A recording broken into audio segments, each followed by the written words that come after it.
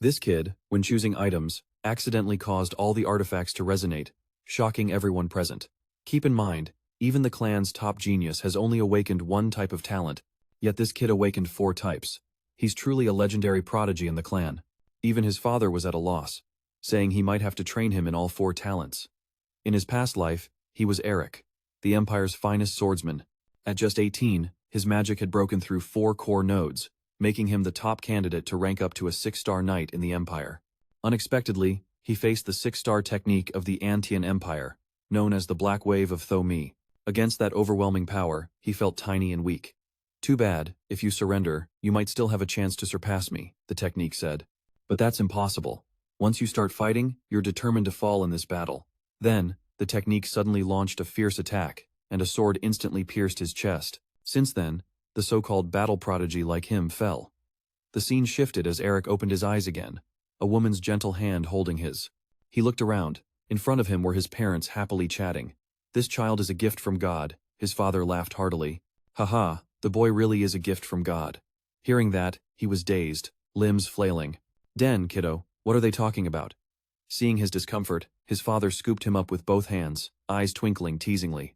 Den must become a great merchant and follow in my footsteps, your father, Arick Sogras. Den's father, Arick, looked seriously into his laughing eyes. Lily, standing nearby, annoyed, spoke up. What are you saying? She pulled him back, reminding him Den would be a great assassin. Arick stammered, Sweetheart, she's Lily Sogras, your kind mother. Arick tried to reason. Come on, why would she let the youngest become an assassin? It's terrible. Den was annoyed, frowning as Arick said. If you're a man, you should use a spear, right? Lily got angry. Using a spear is the perfect, most beautiful martial art I know. Then she added, being an assassin is better than a merchant. The kid can hide in the shadows to assassinate targets unnoticed. That's way cooler. On that grand white carriage, it seemed like that was the end, but I was reincarnated. Not only that, I was reborn in the Antian Empire, my enemy, as the son of a count. Arick sat on the carriage, conceding to Lily. Then let's do this. We'll teach him both. Lily agreed, definitely, so he'll surely be one. An assassin and lately, my new parents, Arick. Keep arguing. So, be a merchant then. Merchant is best, Lily held Den, frowning. The kid will be an assassin. They're arguing fiercely about my future, probably because I was born noble, so they want me to inherit their legacy even more. The coachman stopped. Young master, we've arrived. Arick was surprised. Auntie, we're here already? Arick turned to remind. Now, Lily, hold my hand. Lily frowned. Ah, what if people in town see? Arick stepped down, smiling. I just want to hold my wife's hand, so what's the big deal? He grabbed Lily's hand. All right, be careful now. Den lay in Lily's lap, caught in their PDA, truly painful to watch. Suddenly, Den's eyes snapped wide open, looking at both of them. Little Den entered a lavish place, inside a magnificent castle. Lily carried Den inside, servants standing respectfully. Lily said, Oh my, Den looks so happy to be home, see how joyful he is. Den chimed in, smiling, waving his hands. Yeah, if this is my home, it'll be easier to spread my wings. 2 months later at Den's residence, baby babbling sounded from the room. A boo-boo, love grandma. Lily, amazed and happy, stepped forward to pick Den up. Oh my, Den's babbling now. He answered Lily with a boo-boo-boo, and in his head thought, well, my family is babbling here. It's a new experience. Den really wants to talk, but he's still little, so only babbles. Ah-boo-boo, babu. Den recalled before, when he was Arick. During his wandering far from school, he rarely interacted with kids. The few kids he met were injured, needing bandages and crying, with nowhere to go. Many cried for their parents, then starved and disappeared. Compared to there, the Sogras' home is rich and lucky. I won't starve here, he thought silently. At the same time, another guy pushed the door open and shouted, Haha, Den, check this out. Awaken slammed his spear into the ground, then proudly said, This is his spear. Awaken looked at his beloved son, wanting to praise him. So Den, long and beautiful, huh? Den twitched the corner of his mouth at his dad, thinking, This man is my dad, the strongest rank 6 spearman in the kingdom. Awaken Sogras. Den knew that in front of him, Awaken had a different face, but in battle, Awaken was ice cold. Despite his appearance, he was a heroic warrior known as the Blue Hurricane. Lily put Den back in place, stepped closer with a serious face, and whispered to Awaken, For real? How can you bring a sharp weapon like that into my room? Den just stood there making noises, watching the two argue. Ah boo boo. Lily pushed Aiken back, who leaned slightly and laughed awkwardly. I just wanted Den to see it. Hearing this, Lily's expression grew even more annoyed. I told you, no doing that. Lily used to be the kingdom's strongest assassin, Lily Sagres, and she still scolded Aiken like clockwork. Although just as strong as Lily, Aiken could only reply, if you keep this up, I'll teach Den basic stealth techniques from a young age. And this is my mom, tall, and no one would guess she's an assassin. Aiken quickly shrugged. Come on. Who's like that nowadays? The Blue Magic family also starts teaching magic right from birth. Lily snapped angrily. A spear? Compared to the river staff, that sharp spear is nothing. Den stood nearby, just sighing, truly a harmonious family. The reason they care so much about my future is that my two older sisters both chose paths unrelated to assassin or spearman arts. The scene shifted to another building where Arabella and Greg sat on either side, watching Den squirm. Arabella said, Look, Den, if you do that, your cheeks will puff up. Den immediately cried out, Abu boo, Abu boo. Arabella couldn't resist Den's cuteness, looking at her, so adorable. This little girl is Arabella Sagres. Den's mom pinched her cheek until it turned red. Ow, my mom, he thought silently. A quick intro to Arabella. Gifted in magic, she followed the mage path from a young age. By 12, she was already a rank 3 mage. Since rank 5 is the highest, she was a prodigy for surpassing the beginner level so early. Arabella couldn't help but poke Den's cheek again. Den, do you want to learn magic with me someday? Studying alone every day is boring.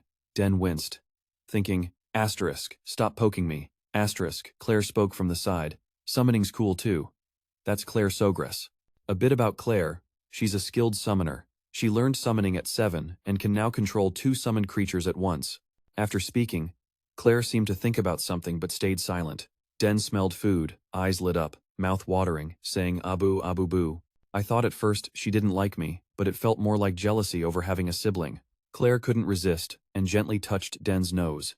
She's less shy around me now. After touching, Claire exclaimed, Why is it so soft? Arabella happily teased more. Right, hee hee. Claire bent down, finger wiping Den's drool at the mouth corner. Den, if you had summoning talent, that'd be awesome. I'll teach you later. Den just smiled inside. Haha, everyone wants to teach me their talent. Looking at the whole family portrait, my dad, rank 6 spearman, my mom, former assassin who once tried to kill the king, my eldest sister, magic prodigy, and my second sister, summoning prodigy. The Sagres noble family is truly a perfect aristocratic family, an ideal one. I imagined. Den's eyes narrowed slightly. So what's the point of revenge this life? Even if I died tragically on the battlefield, saying I'll get revenge on those who beat me is just ridiculous. The whole family of 4 stood before him, arguing about what Den should learn. Spear techniques or stealth and assassination are more effective. No, magic is the trend now. Summoning is good too. Den watched them argue, smirking. I've always wanted a home. Lucky me, I was born here. Parents argued, 2 sisters argued, each pushing their own specialty for Den.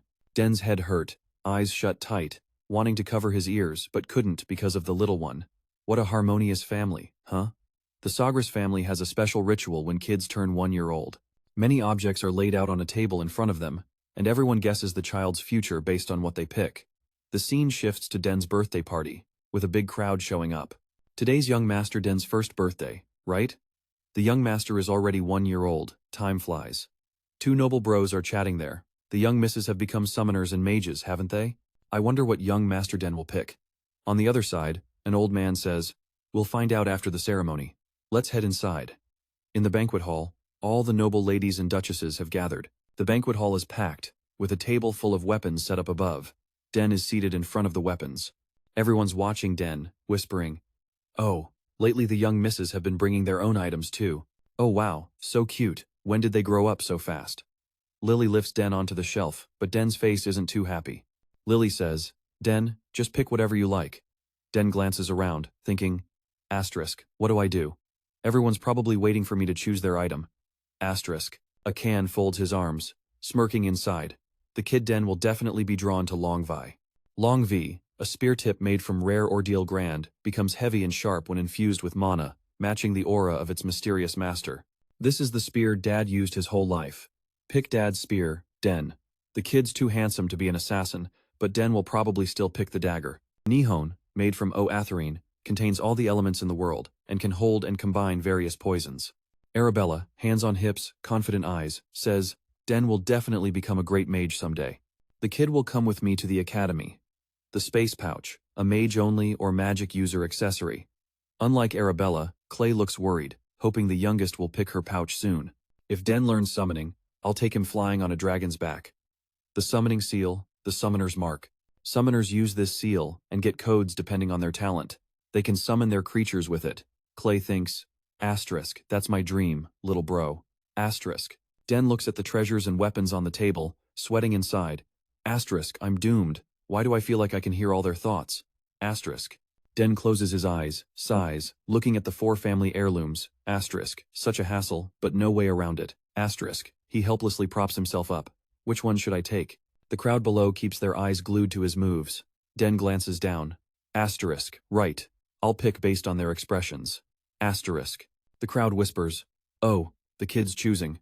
Akan's eyes light up, hands clasped, thrilled, watching intently.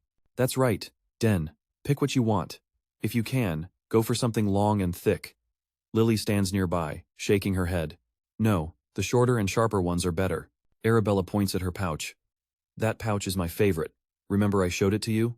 Claire, worried, softly adds, Den, come help me with summoning. Den is speechless with the big family, about to reach out. Then his eyes widen in shock as a blinding light suddenly flashes before him. The 4 heirlooms on the table also glow with a faint golden light. Den is stunned, thinking, asterisk, huh? What's going on? Asterisk. Wait, Lily anxiously asks, what's happening? Awaken shakes his head. Yeah, I don't know either. Arabella's sisters look scared, stepping closer to Den. Below, the crowd sees this and murmurs. Did you see? All 4 items are reacting. Oh man, how is this possible?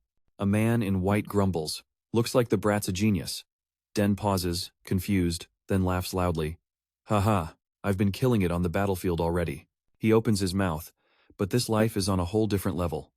Arabella nervously asks her dad, what do we do? Has this happened before? Awaken can't believe it either, rolling his eyes. I can't believe it. Awaken and Lily exchange looks, 3 dots appearing above their heads. Then all 4 look at Den, then let's all teach the kid together. Arabella and Claire widen their eyes, jaws dropping. What? All 4 of you? Den looks at them and smiles. On the training ground, the clash of weapons rings out continuously, with occasional loud bangs grabbing everyone's attention.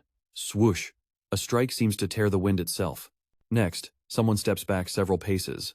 On the other side, the spear hand still trembles slightly. Dust rises, showing a fierce match just took place. Turns out, it was the Count and his son training. Awaken praises with satisfaction, well done. Den, you've fully mastered the techniques I taught you. 7-year-old Den Sogras smiles shyly. Thanks, Dad. He keeps rubbing Den's head, laughing heartily. Good job, good job. That's my boy. Nearby, someone was bringing an item over. Den's eyes suddenly flicked over, looking suspicious. Elder Akon asked, and the servant bowed respectfully, replying, Sir, I've brought it already. His voice grew excited. Ah, perfect timing. Den was puzzled, saying, Dad, this is. He reached out to grab the spear and announced, That's right, it's your birthday gift. I originally planned to give it to you at your birthday party, but I wanted to give it to your mom first. He smiled proudly, signaling, Take it. I've been preparing this for 2 years. This spear was crafted by a famous artisan from the capital. Den paused, glaring at the gift his dad had painstakingly prepared. He smiled gently and said, Happy early birthday. Den dropped the weapon he was holding to the ground, then reached out to take the spear and promised, Thank you, Dad. I'll use it well. Den looked at the sparkling light radiating from the spearhead, thinking with satisfaction, Asterisk, this is fire. Asterisk, the spearhead was razor sharp. The black shaft combined with the silver tip looked amazing. Den lifted it effortlessly, it was surprisingly light. Akon suddenly asked, Do you like it? Den nodded happily. Yes, I love it. Kun nodded with satisfaction. Good. I had it made to fit your build, so get used to it. Then he spun the spear repeatedly, laughing with delight. He watched his son intently, his face full of love. Suddenly, Akon called out, Den, do you remember the difference between a spear and a sword? He grabbed a nearby weapon. Den thought for a moment, then answered, Yeah. The spear's length helps keep enemies at bay, and its small contact area boosts attack efficiency. Akon was pleased with Den's answer. Exactly. Even the servant smiled and nodded. He added, But once you reach a certain level, it's harder to use than a sword. That's the basic issue with spears. To attack, you have to maintain a minimum distance. Awaken smiled softly. But don't worry, every weapon has its strengths and weaknesses. He gave an example. Even swords, considered perfect weapons, have disadvantages in some cases. Den smiled brightly, replying, "Yes, I remember." Awaken gripped the weapon tightly. Then, he spun it in a flash. "Now that you have a new spear, I'll show you something cool." Den's eyes widened in disbelief. He blinked not once, watching every move of his dad. It was the magic power of a level 6 spearman. His dad's magic alone was overwhelming. While demonstrating, his eyes remained tightly shut. One foot stepped back slightly, his hand gripping the spear tightly. Then, Awaken pointed the spear forward, magic swirling continuously around the tip. Den gaped at the dazzling light. A real vortex appeared at the spearhead, stabbing straight ahead. He explained, "The space distortion happens because I release my magic and thrust the spear simultaneously. This technique optimizes the core's properties, focusing magic at one point." Den recalled what he knew and said, "Yes, I've heard the sisters say humans can surpass their physical limits. When the number of cores increases, so do the limits." Den bowed his head, feeling a twinge of sadness, remembering he once had 4 cores. Awaken winked proudly. "Exactly. You're a fast learner. Your old man has 6 mana cores." Den asked in awe, "If I hadn't died, I might have reached that level too." Suddenly, Awaken grabbed his shoulder and asked, "Why not give it a try?" Ashun suggested, "Try using your new spear." Den felt a bit awkward, but replied, "Yes, sir." Seeing his son's pale expression, he reminded him, "Relax your mind, forget what you're thinking, and just thrust the spear forward." Den opened his clear eyes, looked at his dad, then obediently said, "Yes." Holding the spear with both hands, he got familiar with the feeling, recalling the past. Since realizing his sword talent, Den took a deep breath, thinking, "I'm not really into spears, just using it for defense." He spread his legs wide, front and back foot positioned, eyes following the spear tip. All right, time to go all out. He closed his eyes briefly, lost in thought. Awaken didn't take his eyes off any of Den's moves, commenting, "Your stance is solid. It took me 7 years to master this technique. With Den's talent, who knows?" Suddenly, a strange sound echoed. Then the space cracked like shattered glass. Awaken stared in shock as the space around him darkened. His mouth dropped open at the sight, the spearhead seeming to hold immense power. Unable to hold back, Awaken asked curiously, "Den, how did you do that?" He withdrew the spearhead, and the space returned to normal. He walked over to Den, laughing loudly. "Haha, I'm really impressed." Den looked up obediently and explained, "When I thrust the spear, I focused my mana at one point and channeled it into the spearhead. Then, when the mana touched the spearhead, I cut off the flow." Hearing this, Awaken asked in surprise, "Wait, you transferred mana into the spear and then cut off the flow? Den, did you just create a mana core?" Den nodded. "Yes, while reading a book on creating mana cores, I tried practicing and luckily succeeded. I also thought I had actually created one while breathing in mana." The elder laughed heartily across the courtyard. "Reading books can create mana cores too. Sure enough, our family has produced a genius." Awaken approached, knelt on one knee before his son, and placed a hand on his shoulder. "Since you were little, I sensed this, but now I'm absolutely sure.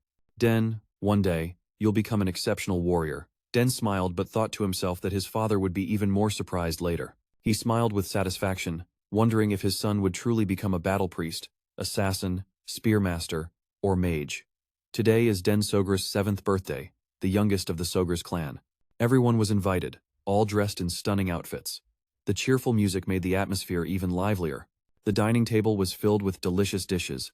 Laughter and chatter never ceased, and the dukes raised their glasses in celebration. A man holding a glass approached and greeted, "Ha ha ha, Awaken. Long time no see." Duke Awaken smiled. In response, Duke Boot asked, "How have you been lately?" Boot laughed heartily. "Oh, no need for formalities, just talk normally." This man was Boot Thomin, head of the Thomin Duchy, the greatest clan in the Onthian Empire. Duke Awaken whispered, "Lots of people are watching us. I'll act normal soon." Duke Boot laughed knowingly. "Haha, do as you please." Then he asked, "Where's that kid?" Awaken called out, "Den, come here and greet Duke Thomin." Hearing that familiar name, Den's memories of fighting Duke Thomin in his past life resurfaced. Unexpectedly meeting him here, Boot looked at the boy and asked, "So this kid is Den, the strong son of yours, huh?" Den introduced himself. "My name is Den A," but inside he was boiling with anger at seeing him again, outwardly polite. "It's an honor to meet you, Duke Thomin." The Duke didn't hold back his praise. Your son is well behaved. Seems like he never gives you trouble, Boot asked. So he's learning spear techniques like you? Akun nodded. Exactly. Den looked surprised, not expecting his father to praise him like that in public. Seeing his son's expression, Akun sensed something was off but couldn't pinpoint what. Suddenly, a red-haired girl slowly approached and politely said, "Greetings, Duke Sogris." This girl was Layla Thomin, the youngest daughter of Duke Thomin. She introduced herself. "My name is Layla Thomin, honored to meet you." In the banquet hall, a three-tiered cake and soothing melodies played. Everyone danced together, while pianists and violinists lost themselves in the music. All enjoyed the wonderful tunes. Elsewhere, Akun stood holding a glass with Boot. "How's your lady lately?" Akun asked. Boot sighed helplessly. "I've tried everything, but no progress." Akun's eyes showed sympathy as he comforted. "You've worked hard, but she'll surely get better." Boot lowered his head, smiling. "If I suddenly disappear, please understand I'll be using magic to quickly return to the capital." After talking, Boot looked up but saw no one and asked, "Where did the kid go?" He shared his intention. "Honestly, I really want to meet him. That kid's pretty sharp. I want to chat more." Akun shook his head. "I don't know. I haven't seen Layla either." Boot turned to the window and glimpsed two kids outside. He smiled. "Looks like both kids are bored of this party." Layla smiled.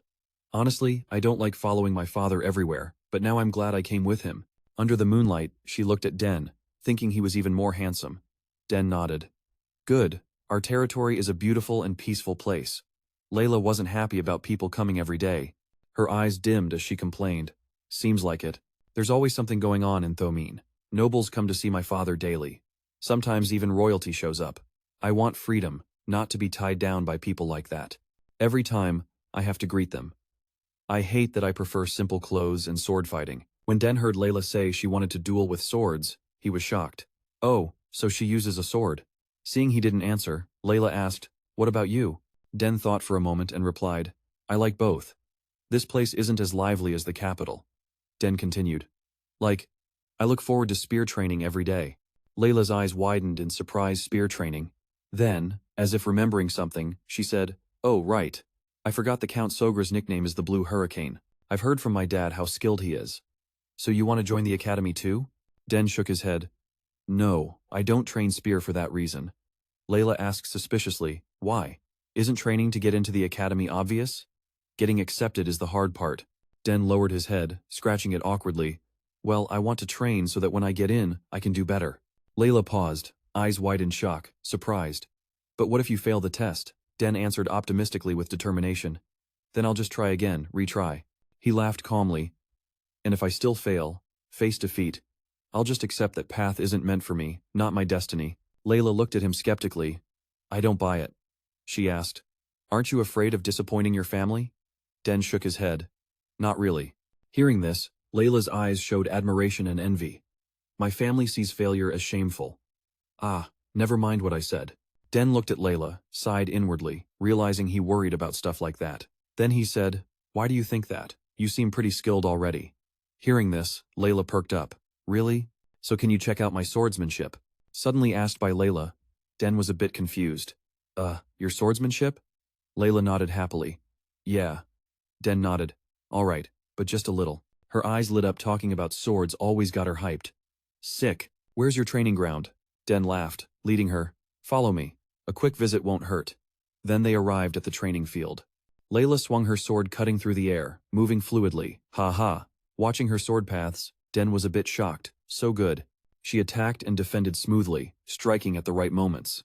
He stroked his chin, but after a while, the rhythm got a bit messy. Layla was sweating hard. Turning to Den, "How is it?" Den gave a thumbs up. "Really great. You're definitely skilled." Layla widened her eyes, staring at him. "Really?" He looked at her eager face, feeling awkward, thinking, maybe I should tell her. Den pointed at her. "Yeah, but starting from the third stance, you seem to be half a step too far." Layla looked confused. Den recalled her sword movements and analyzed. "If I remember right, the other stance is different. Because you're half a step too far compared to before, your next sword paths are a bit off." Layla's eyes went wide, staring at him, and when she followed his analysis, she froze.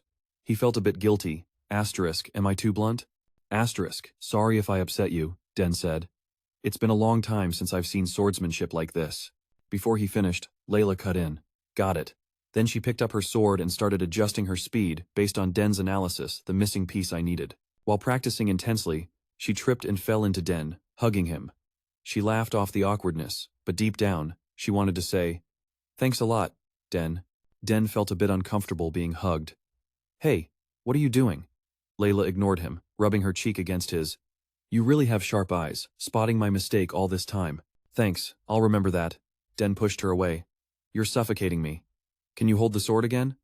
Layla smiled sheepishly. "Yeah, sorry." Layla stepped closer, face near his, grinning mischievously. Den adjusted his clothes, thinking, asterisk. Why'd she suddenly hug me like that? Asterisk. The awkward vibe was broken when someone called out, "Young Master Den, where are you?" "Young Miss Layla." Both heard the call. "What's this?" "Looks like they're looking for us." Den said, "Let's head back." Layla nodded. "Yeah, the two servants finally found them." "There you are. Where were you?" "We've been searching for you."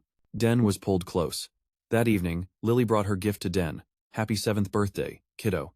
And congrats on earning your first mana core. Happy birthday, Den." Den happily accepted. "Thanks, Mom and Dad." He opened the box, amazed it was a golden lion-shaped pin. "The lion pin is something my sisters always show off." Lily smiled. "Keep it safe, Den." Then Lily explained, "This pin is proof of your honor and status." After that, the people below also congratulated him. "Happy birthday, young Master Den. You're finally recognized as part of the Sogre's family. You'll become as talented as the Count." Den turned to look at his parents smiling happily at him. In his heart, he thought, "This is the first time I've been praised by so many people like this." Suddenly, the whole room shook as if an earthquake had passed through. Everyone screamed in fear. What the hell was that noise? "Damn, is there an intruder?" Items in the room fell and shattered. Den anxiously looked back. Aiken's father reassured him, "Stay calm, no need to panic." Aiken looked up at the ceiling. "Here we go again. Thought today would be peaceful." Lily gently stroked his head, asking, "Can you guess who it is?" Den looked confused, unable to understand, thinking, asterisk, no way, asterisk. A surge of power slowly appeared on the ceiling where his birthday was being held. Magical light gradually flared, filling the entire room with a radiant aura. Everyone looked up, clearly terrified. The frightened nobles asked, "What's that?" Suddenly, a figure appeared from the ceiling. It was Arabella, softly landing on her feet in front of everyone. Arabella landed and said, "Check the time." She spread her arms, asking, "Sis, I'm not late, right?" The nobles finally calmed down. "That's young Miss Arabella." Arabella walked toward Den amid whispers. "Young Miss just used teleportation. They said you need at least rank 5 to open a small teleport gate. Our young Miss really is a genius." Den was speechless at his big sis, still loud and bragging as usual. Suddenly, everyone's eyes turned to the window, looking up. There's a monster in the sky. They panicked, then looked closer. Oh man, it's a wyvern. It was young Miss Claire riding a giant dragon appearing before everyone. "Am I late?" Claire said, then jumped down from the wyvern's back. Claire just walked in and heard people whispering she's a genius witch. But taming a wyvern? Isn't she only 16? Claire frowned, approached Arabella, asking, "You're here?" Claire confidently replied, "Yes." Then both stepped forward to Den with charming smiles, congratulating him on his birthday. The two sisters simultaneously held out gift boxes. "Wishing you a happy birthday, Den," Arabella said. "Same to you," Claire added. Den was silent, a bit awkward, then smiled. "Thanks for coming all this way to celebrate my birthday." Arabella laughed, nodded. "Of course we had to come. Now, open the gift, I'm sure you'll love it." Aiken saw Arabella's sisters preparing gifts for Den, and felt like crying. "Those two only gave me a letter for my birthday." Meanwhile, Lily stood nearby, covering her mouth to laugh. Den opened Arabella's gift. "Sis A, isn't this a space pouch?" Arabella happily nodded, explaining, "Exactly, I designed it myself. The space magic inside is top tier, made by me and my professor." Den smiled. "Honestly, thanks a lot." He thought, asterisk, I know how insanely hard it is to engrave space magic on an item. Asterisk. Arabella held up the ring with space magic and handed it to Den. "Here, let me put it on you." Den thought, asterisk, but what's even harder is designing an artifact that can withstand that magic engraving. Asterisk. Arabella put it on his finger and said, "Heads up, I've embedded your jealousy code in it, so no one else can use it. It's a one-of-a-kind item." Seeing the glowing blue gems inside, Den stayed silent. Lily said nothing but whispered, "Above the mana waves is the highest grade magic stone." Arabella said, "If you channel some mana into the ring, it creates a mini pocket dimension. That way, you won't have to waste time opening your inventory." Den looked at the ring, amazed by such a valuable item. Thanks so much, sis. Only the rich can use these on the battlefield, like noble commanders or mages. Never thought I'd get to use one. He tried channeling mana into the ring, and it glowed brightly. Arabella was shocked. Ah, the ring adjusts as you grow, so the light won't stop. Aiken's eyes widened, jaw dropped. Don't tell me even Kale frowned. The Duke's son has eyes and a mouth too. Arabella was surprised. You open mini space faster than me. You really are a genius. She praised her brother without holding back. You're seriously amazing. Both of you should have cores and mana rings by now. Klee handed Den a gift box. Den, open my gift too.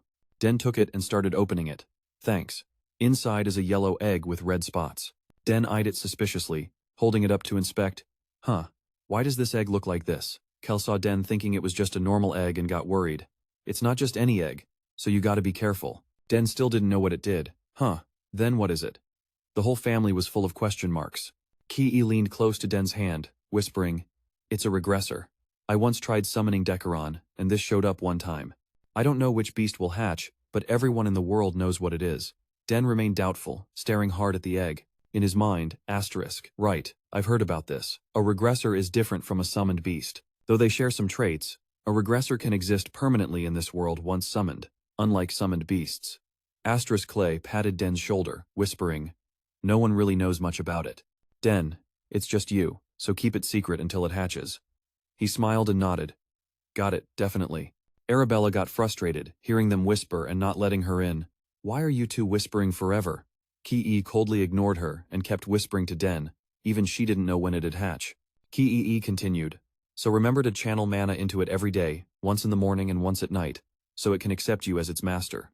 Den nodded firmly. Yes, I'll definitely do that. Lily bent down, laughing. Haha, look at these awesome gifts. The sisters came back just in time. Den, Brother Dap, yes mother, this is really great. Acorn felt ignored, pretended to stretch. Ahem. All right, princesses. Though I'm glad you came back even when you said you couldn't. Shouldn't you also check in with your parents? Arabella startled, whining. Ah, father, are you okay lately? I was too focused on giving gifts to Den. Sorry. Then the three of them burst out laughing. We're fine, we're fine. Acorn ruffled their heads. You all still look healthy. After such a long trip to see your youngest sibling, rest well. Both Dap said in unison. Yes, father. Layla stood afar, watching Den with a cheerful smile. Then Layla's expression darkened, showing something else. Den glanced and saw Layla didn't look well. Seeing her bow her head, carrying loneliness, he wondered. Is she leaving now? But why does she look so lonely? Scene shifted to the outdoor courtyard. Booth was strolling outside, thinking, she's even better than I expected. Booth recalled the girl, descending from the sky, truly a prodigy from the Academy's top mage. She also fits well with my son, the Academy's best swordsman. Booth thought, if the two families unite, they'd form a force even the Empire's family would hesitate to mess with. That way, no one could mess with our clan or descendants anymore. Booth lowered his head, sighed. All right, I should bring up the engagement of the two eldest kids from both families in today's talk. Suddenly, he heard a noise behind him. That sound. Booth glanced toward the training ground. Are they busy training? Who trains this early in the morning? Inside, Den was spinning his spear, moving fluidly, his eyes sparkling. Then his foot stopped. He turned back, continuing to strike the air with the spear at lightning speed. His legs moved swiftly, crouching, the other hand thrusting the spear forward, creating phantom illusions. Booth stood aside, watching his moves, a bit amazed. Oh, the youngest Soger's kid? Den kept training, unaware of Booth, thinking, so surprising, His movements and focus don't match a 7-year-old at all. Even his simple thrusts are so refined that seasoned soldiers could learn from them.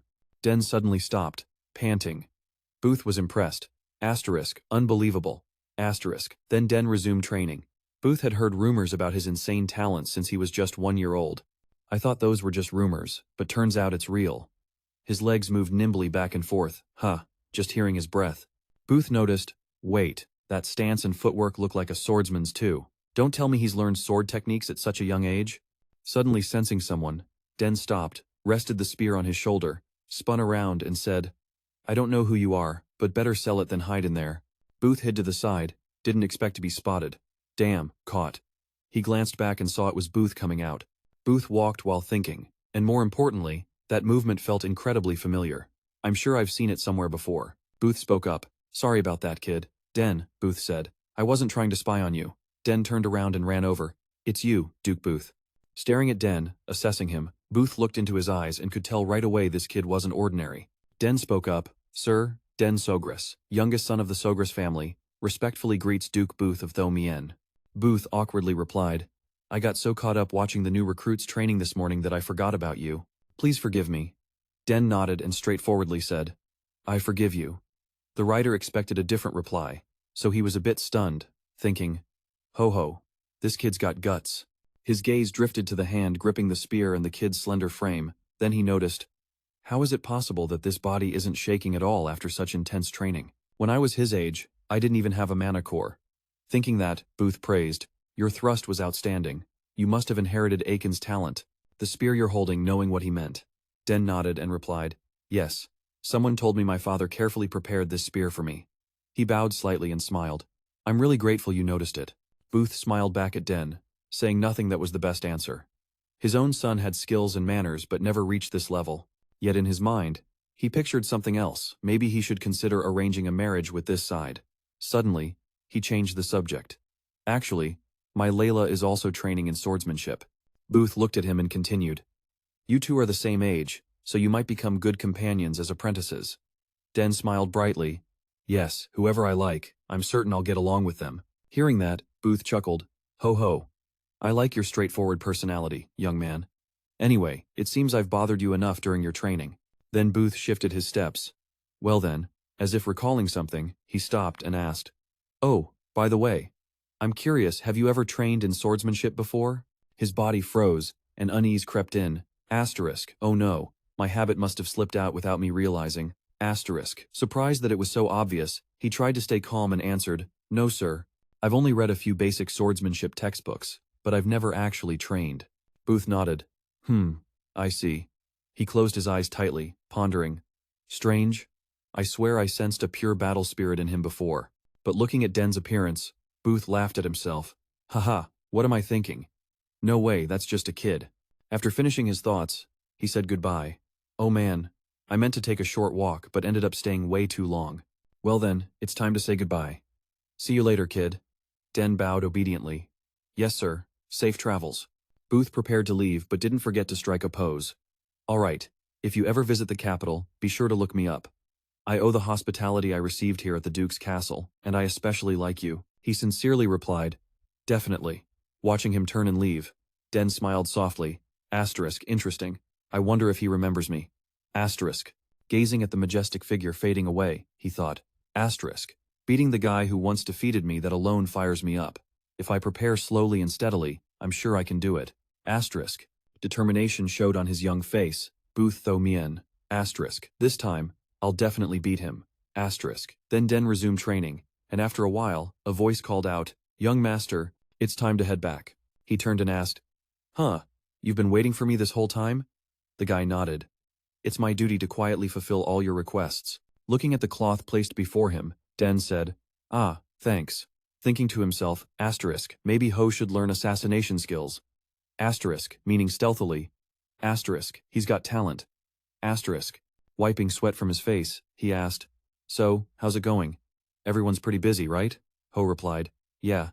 Seems like everyone's super busy preparing for the next banquet. Thinking about how rushed the guests must be and that other nobles are already on their way, it's no small feat to have over 30 noble families arrive on time. Den asked, Oh, right. How are my sisters doing? He handed the cloth to Ho. Ho answered, They've opened a teleportation gate together and already headed to the academy. The couple waved goodbye to their 2 daughters. They said there was no other choice since the midterms were coming up. Den felt a bit regretful. That's a shame. But oh well. He slung his spear over his shoulder and said, Shall we head back?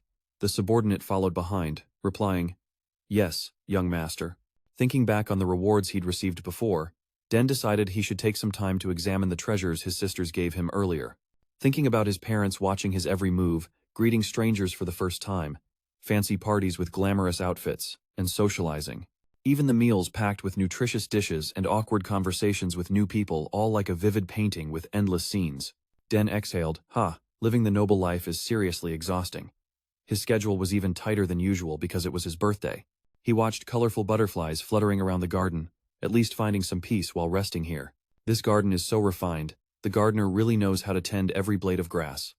I feel oddly calm watching these flowers, the pure white ones, then the elegant roses shining under the warm Sunday. My eldest sister said flowers hold the most mana in nature. Walking closer, I should analyze the mana in these roses while I have the time. Thinking that, he slowly closed his eyes for the last night, petals falling gently.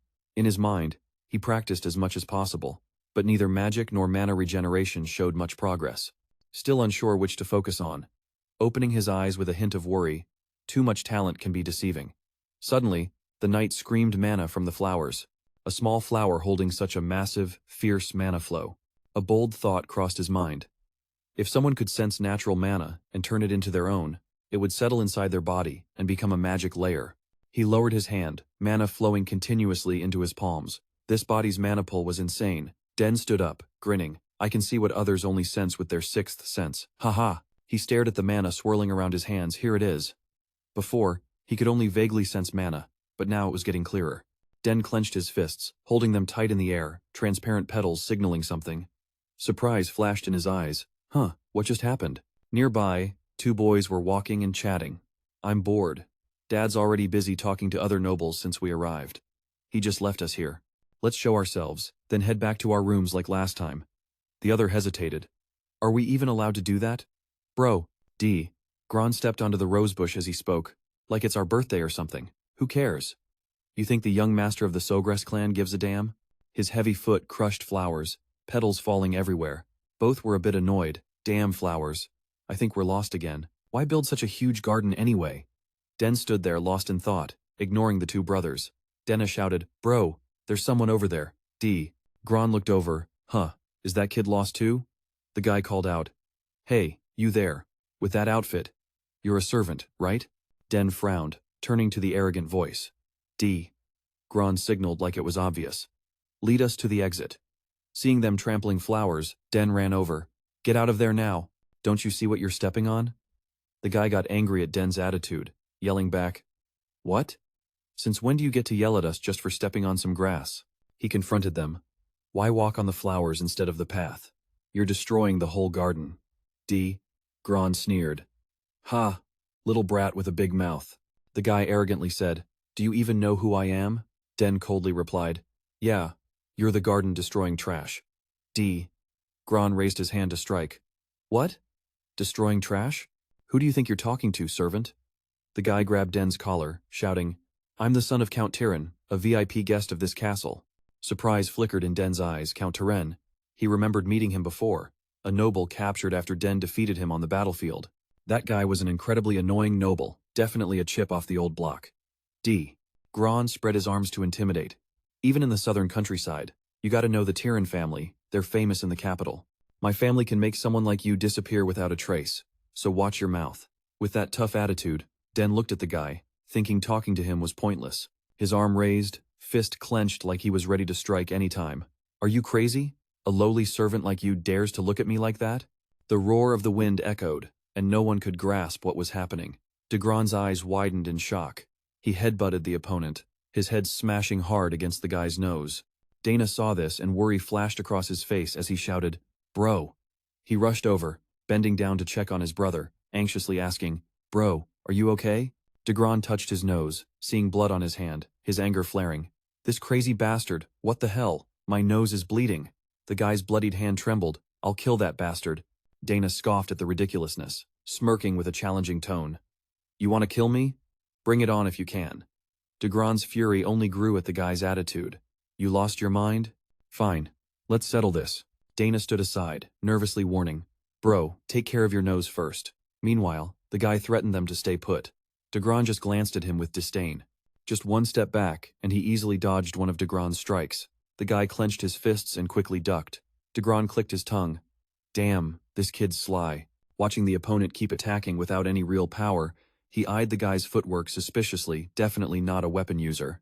Meanwhile, he dodged and thought, then he must be a mage or a summoner. Seeing his brother's punches and kicks have no effect, Dana called out worriedly. Bro! The guy was sweating profusely, shouting, This kid's too fast. You can't catch him. Gron quickly stepped back as a punch grazed past him. The magical flow he saw earlier sparked a thought. If I can control that magic with my will, couldn't I turn it into a stronger physical form? Can I test it out? Suddenly, a loud boom, and a blinding light flashed. Dana gawked, watching Degron raise his hand. Light radiated continuously from him as Degron was blasted backward, leaving a long skid mark on the ground. The guy frowned, screaming in pain, his nose still bleeding. Mana drifted sluggishly around. Dana called again. Bro! Seeing rose petals falling everywhere, Degron frowned. No way, the garden's ruined. Degron propped himself up on the ground, cursing loudly. Damn it, you can use magic? Who the hell are you? Dana kept desperately pleading beside him. Bro, stop, this will end badly. Degron coldly dismissed him. Stand back, I'm gonna destroy that bastard. Then the guy raised his voice, responding to a call. The space around Degron darkened, and Dana was stunned, realizing the guy was a summoner. A red light formed into a swirling vortex. From it, a wyvern gradually appeared, claws dancing fiercely, looking savage as hell. The guy laughed arrogantly. Ha ha ha, how's that? This is Renpu, my summon. I'll show you what happens when you mess with Degron Tyrann. Renyu, tear that guy to pieces. Degron frowned, stroking his chin, judging. A basic wyvern can't compare to Sister Clay, because she can summon dragons. The wyvern opened its mouth, revealing razor-sharp teeth. Degron ordered, exactly, crush that bastard's throat. He squinted, watching the wyvern, which showed no fear. Renyu's pupils shrank, then it bolted away on all fours. Even its tail wagged back and forth, no longer looking intimidating. Now Renyu stood beside him, staring at Degron and Dana. Both brothers looked back in shock at the guy and his wyvern. It lowered its head, glanced sideways, wearing a resigned, submissive expression. The guy gasped. What the hell is going on? How did Renyu, end up like this? I wanted it to tear that bastard apart. Dana shouted. Bro, is it wagging its tail? Degron asked in surprise. What did you do, Renpu? Ignoring it, he petted its head, saying, good boy. Still clueless about what happened, he wondered how this even made sense. Remembering before, when Sister Claire's beast let him pet its head, now he realized even her summoned creatures were pretty friendly. But he thought it was because they shared blood. Even stroking the rougher fur now, in this situation, it had nothing to do with the Degron brothers. Still no clue why Renyu ran over here. Maybe he had high affinity, but that also meant the bastard's affinity hit rock bottom. Blood still dripping from his nose, the guy shouted, This is ridiculous. How can a summoned beast betray its master? Hearing that, Degron looked up and asked, So you want to keep going? Still bleeding, Dana quickly grabbed his arm, crying, Bro, stop. We're done for. He whispered to his brother, knowing they faced a strong opponent, then fell silent. I'll cancel the regressor technique, the boy Dana said, though his tone sounded off. Degron bent down to look. Turns out Dana was so scared he peed his pants. One moment crying, the next laughing. Damn it, so embarrassing. Even the kind one reminded them. Listen, the bath is on the basement floor of the main building. Degron grabbed his brother's hand and pulled him along. After a few steps, he turned back. You wait right here. I'll be back. Let's go, Dana. He silently watched the two leave, then called out, Hey, hey! At least bring back the regressor beast. He gradually relaxed, looked at his hand, thinking, it's actually pretty simple. Noticing the faint connections, just like Master Claire taught him, the faint link between that bastard and Genu. He raised his hand, carefully overriding it with magic. Genu was now connected to him. Den walked while raising his hand, looking up at the wolf hovering in the air, moving with every step he took. Thinking about how he had no connection to the regressor technique, he sparked an idea. Just because of his high affinity, he could handle the regressor. Suddenly, a sound caught his attention. It was the bully who dragged Degron's father to file a complaint. Yeah, that jerk. Den smirked inside. Ha, that idiot just made things worse. He angrily said, he not only bullied my son and Degron but also severed the link between my son and Janu. The fat man slowly approached, introducing himself. My name is Morgath Tyrann, head of the Tyrann Count family, one of the great nobles. Then he questioned, Are you the kid who did this to my son and stole his regressor beast? Den kept his manners and nodded. Yes, that's right, remembering the other's pitiful state in the past life. He looked fatter than when Den captured him as a prisoner. Peace is nice, huh? Morgath pointed at Den as a guest. I would let this slide if I could, but this is something I can't ignore. He frowned, asking, Why are you here alone in a place like this? Spill your identity, don't try to hide it. Den sighed deeply, then proudly revealed his identity. Den, youngest son of Awaken, Southern Lord and head of the Sagres Count family. Both Degron and Morgath were stunned. They exclaimed in unison, Huh. Looking at Den, we can't believe it. This kid is Den? They stared at each other. Morgath thought, youngest son of the Sagres family? Looks like the tables have turned. His mind started calculating. He was captured by that guy. He gained nothing from the fight. I'll flip the situation so the Count takes responsibility and use it as an excuse to demand mining rights. The nobles who look down on me will have to kneel. Morgath took the upper hand, asking, "You're the birthday party host?" Den nodded again. Yes, that's right, changing from that indifferent attitude. He was furious, grinding his teeth. Arrogant brat. I didn't come to this backwater south just to celebrate someone's birthday. Morgath gestured toward his son. Family name. So what do you plan to do about this? He acted righteous, defending his son's rights. You hurt my son, a guest you invited. You also took the regressor beast. That's a crime. Den frowned, his expression darkening as Morgoth ranted. That's right, today is your end. I'll talk to Count Sogres and make him take responsibility. Let's go. Watching the petals slowly fall and the crushed roses, he spoke slowly. I understand. But first, I want an apology. Hearing this ridiculous demand, Morgoth frowned and raised his voice. Zyko? Apologize? That's nonsense. Degron chimed in. That bastard. Den explained clearly. Yes, I did hit your son's nose and caused injury, but I was threatened, so I was just defending myself. And I didn't steal the regressor beast. Xenu followed me willingly. He said confidently. Zyko, Xenu would never do that, father. That kid's lying. Morgoth Circum. Shutu, wait. I heard the second daughter is a genius regressor master. That's right, I get it now. Maybe that girl taught the kid how to sever the link. He thought he was smart, believing he understood everything, even that the kid's words were true. But it's sad the regressor beast was taken. And you want an apology? Den replied, yes, exactly. Degron shouted angrily, who does this kid think he is, acting like that? So arrogant. He interrupted while the adults were talking. Morgoth snapped back, thinking, dealing with this kid is such a headache. His voice was calm. All right, I won't scold the kid anymore. Let's see what Count Sogres has to say about this. He looked up. Judging by that tone, he's really looking forward to this. From the noise here, someone's approaching. Turns out it's Arkin and Butt. Black's father spoke up. Looking for me? Black called out. Dad. Degron broke into a cold sweat, terrified when he saw them coming. Morgoth stammered. Count Sogres. Seeing the person next to Arkin, he thought silently. This isn't good. In his mind, even the Duke of Tomien showed up. Knowing he couldn't stay tough, Degron explained. My brother and I got lost in the garden. That's why I wanted your kid to guide us. He glanced sideways at him, full of excuses. Then he looked at his father, listening intently. Classic dad, he really cares about his family. But he's not the type to play favorites. Degron pointed at his nose. Suddenly, he hit me right here, and kept mocking me with that weird technique. He lied without blinking. So I just summoned my beast to scare him, and he mixed up my summon. Then he even attacked me. He hung his head, frustrated. The way he lies with a straight face. I'm honestly shook about his future. After letting his son spin the story to his advantage, Morgoth finally spoke. Count Sogres. He demanded justice for his son. I only meant to warn the brat, but mixing up someone else's summon is unacceptable.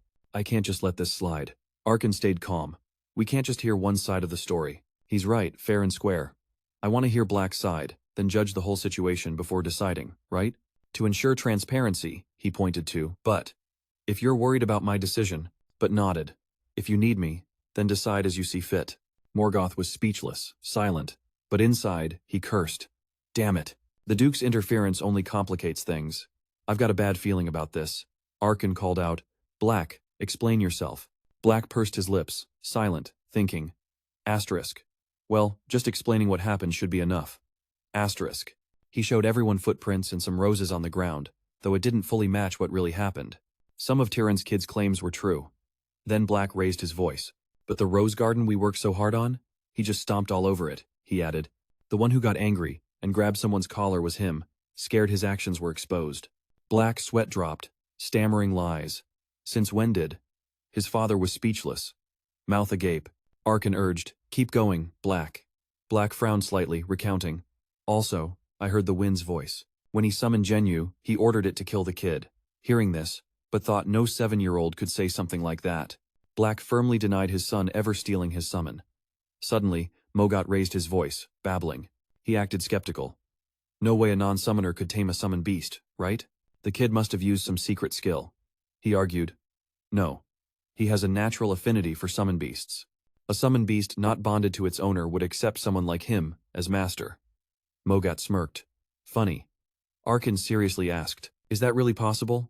Black nodded. Yes, exactly. He burst out laughing. Haha, he doesn't want us to believe that, right? Two totally different stories. That's when Butt spoke up. They should prove it with the summon beast. Both Mogat and his son looked worried. The Duke was stepping in. Arkin placed a hand on his son's shoulder, asking, Black, can you prove it? He nodded. Yes, father. D.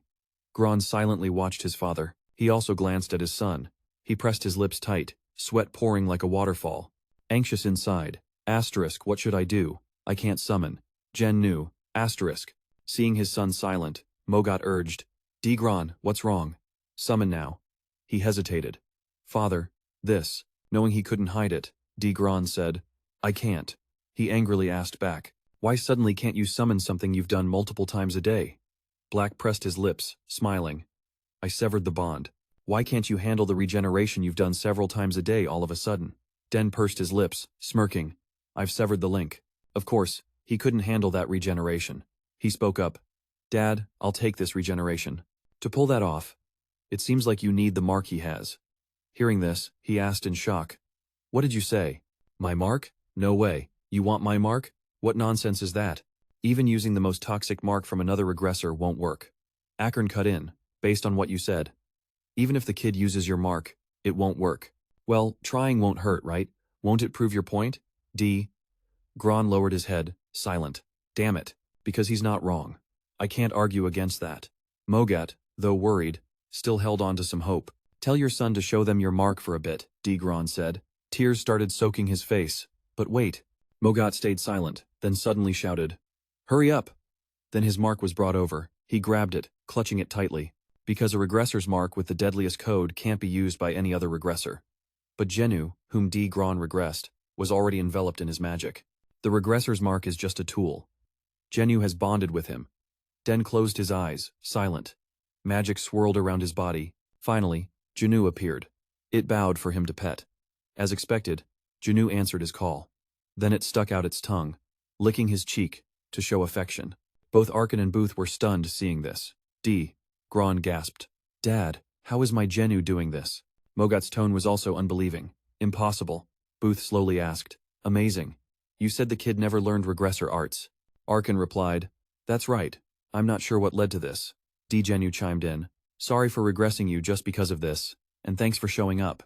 Only now did Mogat realize things had spiraled out of control. He thought silently. Damn it. This turned into a disaster. Arkin spoke. What should we do now? We've confirmed the kid's regressed beast, he asked Mogat. Do you admit it? Seems DN was right. He lowered his voice. Looks like we misunderstood the beast being stolen. Mogat awkwardly smiled. My son never intended to kill DN. Right, D. Gron? D. N's blue eyes narrowed slightly, hearing D. Gron say, Yeah, I just wanted to scare him a bit. I never meant to kill him. Mogat nudged his son. See? He didn't mean that. Arkin glanced over, silently knowing these two were trying to avoid blame. DN clenched his fists, angry. This bastard just makes stuff up. Suddenly a voice rang out. That's not true. Everyone turned to the source. He also saw the person, stunned. Watching the girl approach, DN wondered. Leela. Seeing his daughter, Booth asked, Leela, what are you doing here? The girl obediently answered. I heard Dad's voice passing by. Greetings to the two counts, Sogris and Tyron. Mogat awkwardly said, Right. Thinking silently. Is this kid really the formula's daughter? Aiken got straight to the point. Anyway, what's your point? Is he already talking? Layla explained. Actually, I accidentally overheard their conversation during a walk earlier. Drawn was stunned. What? She heard everything? Aiken gently asked. Is that true? Layla. Would you mind if I tell you everything I heard? The girl nodded, replying. What happened was. Then Layla recounted everything she knew. Seeing this, he thought, I didn't expect this. But thanks to him, things went smoothly. After knowing the whole story, Mogat yelled at his son, Drawn. What are you still standing there for? Say sorry, hurry up. He hesitated. I'm sorry. I was wrong. Aiken shook his head. I want you to save that apology for my son, not me. Mogat added. Ah, I get it. I was about to make him do the same. Then he pushed his son's shoulder. Drawn. Hurry up. Knowing it's unavoidable, though reluctant, Drawn had to approach Den. Hesitating, he said, Well, then fell silent, unsure how to start. Den frowned at the other, who struggled to say each word. Sorry. Den. Layla saw this, wondering, just bowing to admit guilt because there's no other choice. With a third-party witness, is it really an apology? I really don't want to accept this. Aiken stayed silent, seemingly deep in thought alongside the girl. Den stared intently at the other. In his mind, he thought, based on my experience, it's better to be generous here than stubborn. So, he spoke up. All right, I accept your apology. Den didn't expect things to clear up this smoothly. Happily, he said. Thanks, bro. Mogot sighed in relief. That was close. Crossing his arms, he thought, I knew this guy was special. He could be stubborn and refuse to admit fault because it was clearly the other side's mistake. Akan spoke up to wrap things up. You two can stop arguing now. After all, Den already accepted the apology. As for me, I have no intention of letting this slide. He glanced sharply, meaning, he tried to kill my son with a summoned beast. Mogot quickly waved his hand. Are you mad, Lady Gress? That's not can cut him off coldly. I don't want to hear any excuses from you. Mad, Tyrann? Take your family and leave this castle. He frowned, mouth agape, thinking, what? You mean I came all this way without complaining? If I get kicked out now, everything will be for nothing. I have to stay in this castle no matter what. Realizing this, he hurried forward. Mogot grabbed Akan's arm, pleading, Lady, please forgive us. I'll do whatever you ask. Just this once. But he was met with a cold wave of the hand. Akan bluntly said, I don't need anything from you. I'll send soldiers to your room soon. Then turned and left. Let's go, Duke. Den stayed silent, closed his eyes, and nodded. Let's roll, Layla. As they walked, Den glanced back with a look that said, serves them right. Watching Mogot scold his son, Den thought to himself, they caused this mess, so they're just reaping what they sowed. Still, I didn't expect my dad to be that scary when he's mad. Den asked as they walked, is it true? I took him down with a single mana shot? He nodded. Yeah, that's right. He frowned and asked, mastery of spear, endurance, and now magic? That's insane. Has history ever seen talent like that? Akan couldn't hide his pride, smiling. Absolutely. I'm beyond proud to have such an outstanding son. Layla's jaw dropped in shock, turning to ask, really? Everyone buzzed. Talent's one thing, but that kid's so calm. Usually, kids fight hard to win. They will be upset and determined to get the better part. But the boy is not like that. Hearing but, slowly said, I have no doubt that your son will become a dignified man. Akan ruffled his son's hair, smiling. Too early to say what he'll become. We'll have to wait until he grows up. Layla looked up. Hearing the adults praise her, she thought today's issue was resolved thanks to her. Without her as a witness, things could have gone sideways. Den felt a bit awkward. Oh, he's seeing Layla's good side? If so, he's going with the flow. She just told what really happened. But if nothing else, why not talk about their wedding? Akan heard this and thought, don't tell me he wants to marry off his daughter. Then he looked at the sky, changing the subject. Oh man, the sun's already down. It's almost party time. Akan hurried off. I'll go prepare first. Den called after him. Lady Gress. Then turned to his daughter. Layla, take your time getting back. Then he chased after, Master can let's talk a bit. The girl blushed watching the two, one chasing the other, warming the whole path. Layla sighed, unable to stop herself from answering. Then she wondered, anyway, why did the summoned beast ignore its summoner but listen to you? Layla slowly said, I've seen many battles between famous summoners in the kingdom, but never anything like this.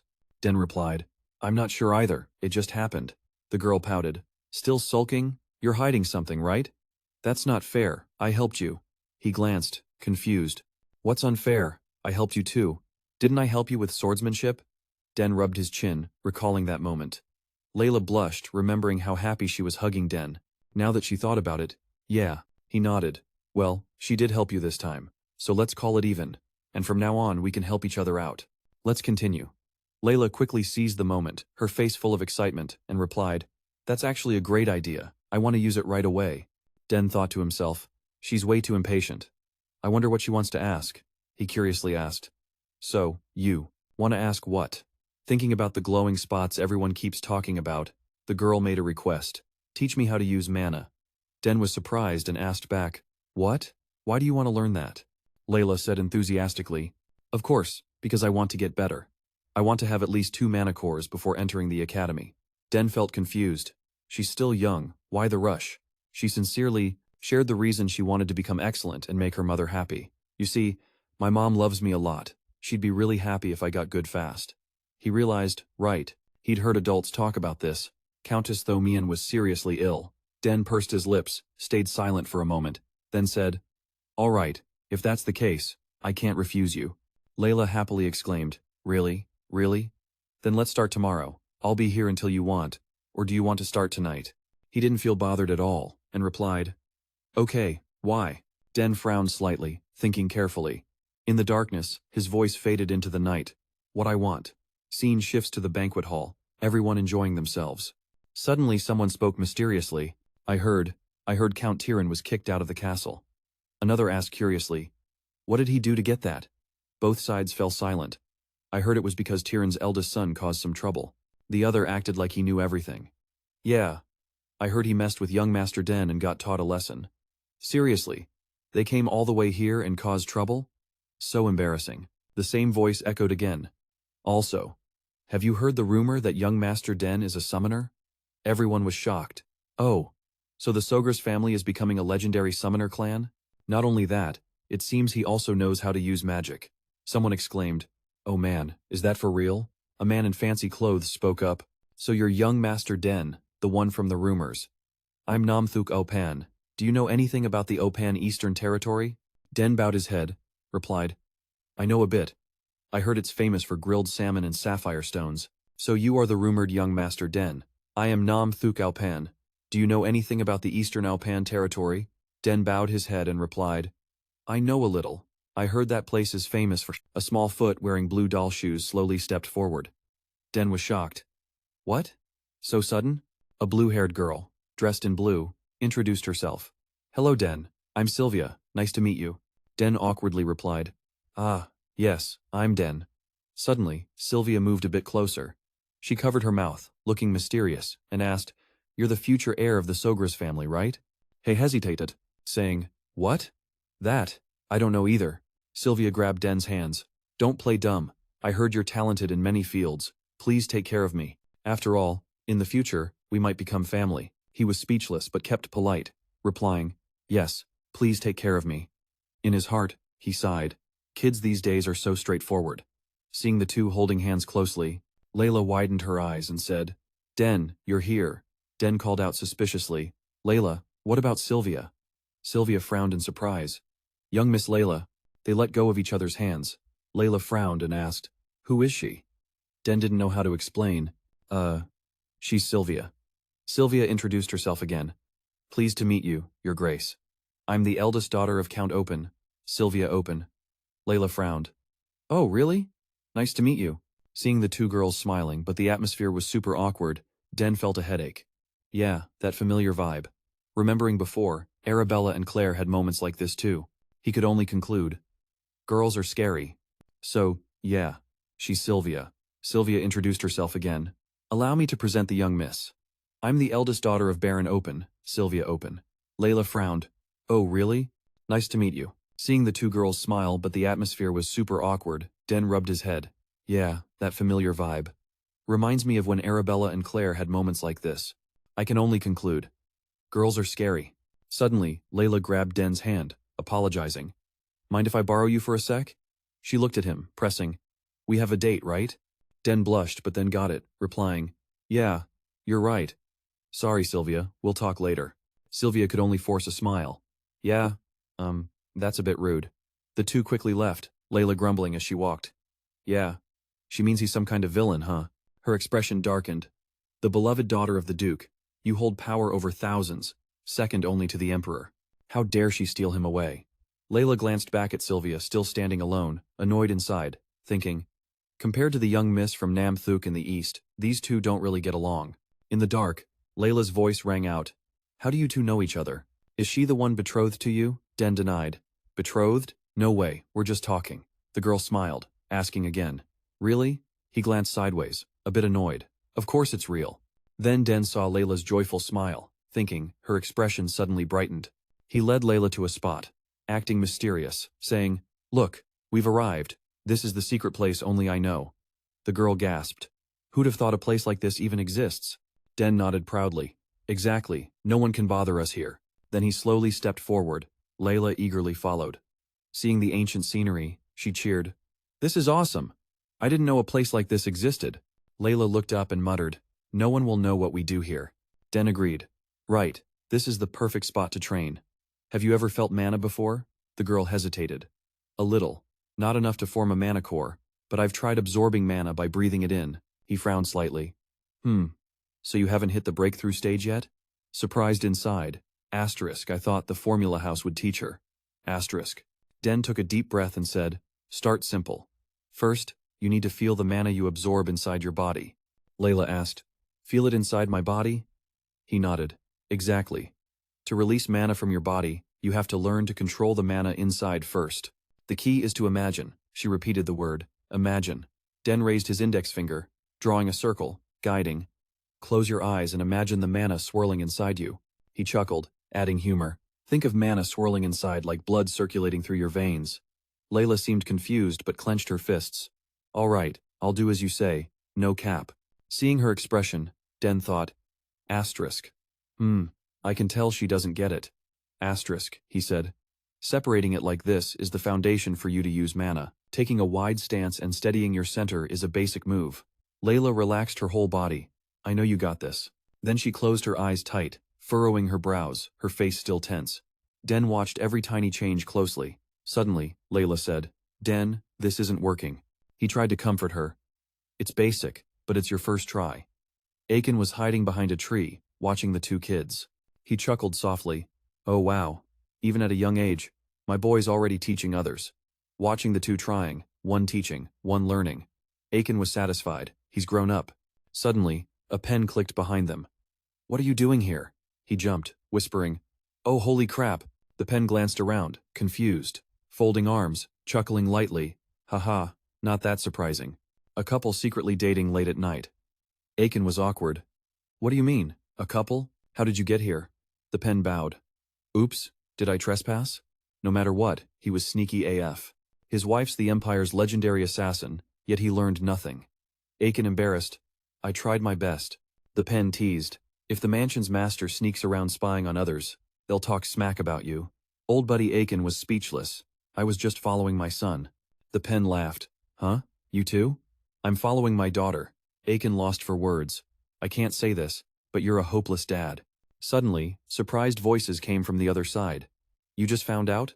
My grandson's watching." Both went silent, eavesdropping on the scene. "There." Den was touching a barrier. Layla asked in shock, "You have a space pouch like this?" He nodded. "Yeah, my sister made it herself and gave it to me."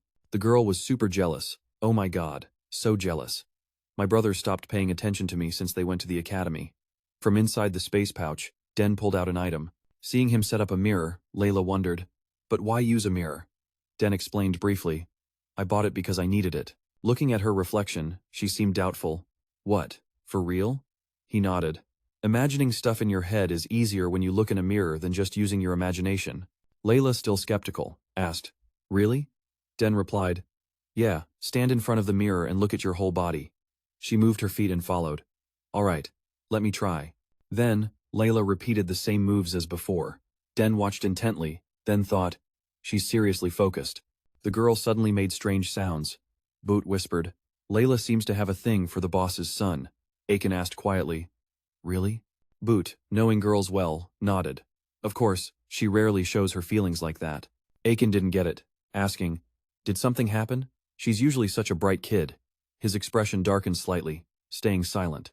Remembering the lonely figure of his daughter, Boot's voice softened. "That's just how she looks. Inside, I'm not so sure.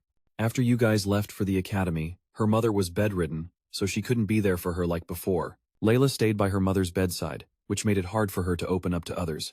Aiken still felt confused, but if you understand her situation so well, why treat your own daughter so coldly? Boot lowered his head, whispering, "Have you noticed?" His eyes slowly closed. "There's a reason I act this way." Seeing Layla's bright smile, Boot's tone dropped. "When I raised my sons, I paid them a lot of attention, and they got spoiled." Aiken saw that cheerful smile and brushed it off. "Don't lump Layla in with them. She'll get hurt." Boot looked at his son, realizing. "No wonder she's asking for help." He pointed at Aiken. "You still nag like back in the day, huh?" Aiken blushed, denying. "What? When have I ever?" Boot suddenly changed the subject. "Tell me, will you send your son to the capital? If so, do you think he can stay at the Duke's mansion?" Aiken fell silent. seemingly weighing his options carefully. Nearby, Layla kept shouting, I did it, I did it, I succeeded, right? Den nodded. Yeah, you did great. Aiken wasn't old-fashioned, so he said, I'll let the kid decide, just like Arabella and Klee. But if the kid wants to go to the capital, I'll do as you say. Boot nodded. It'd be great if you dropped by there. Aiken yelled, losing his composure.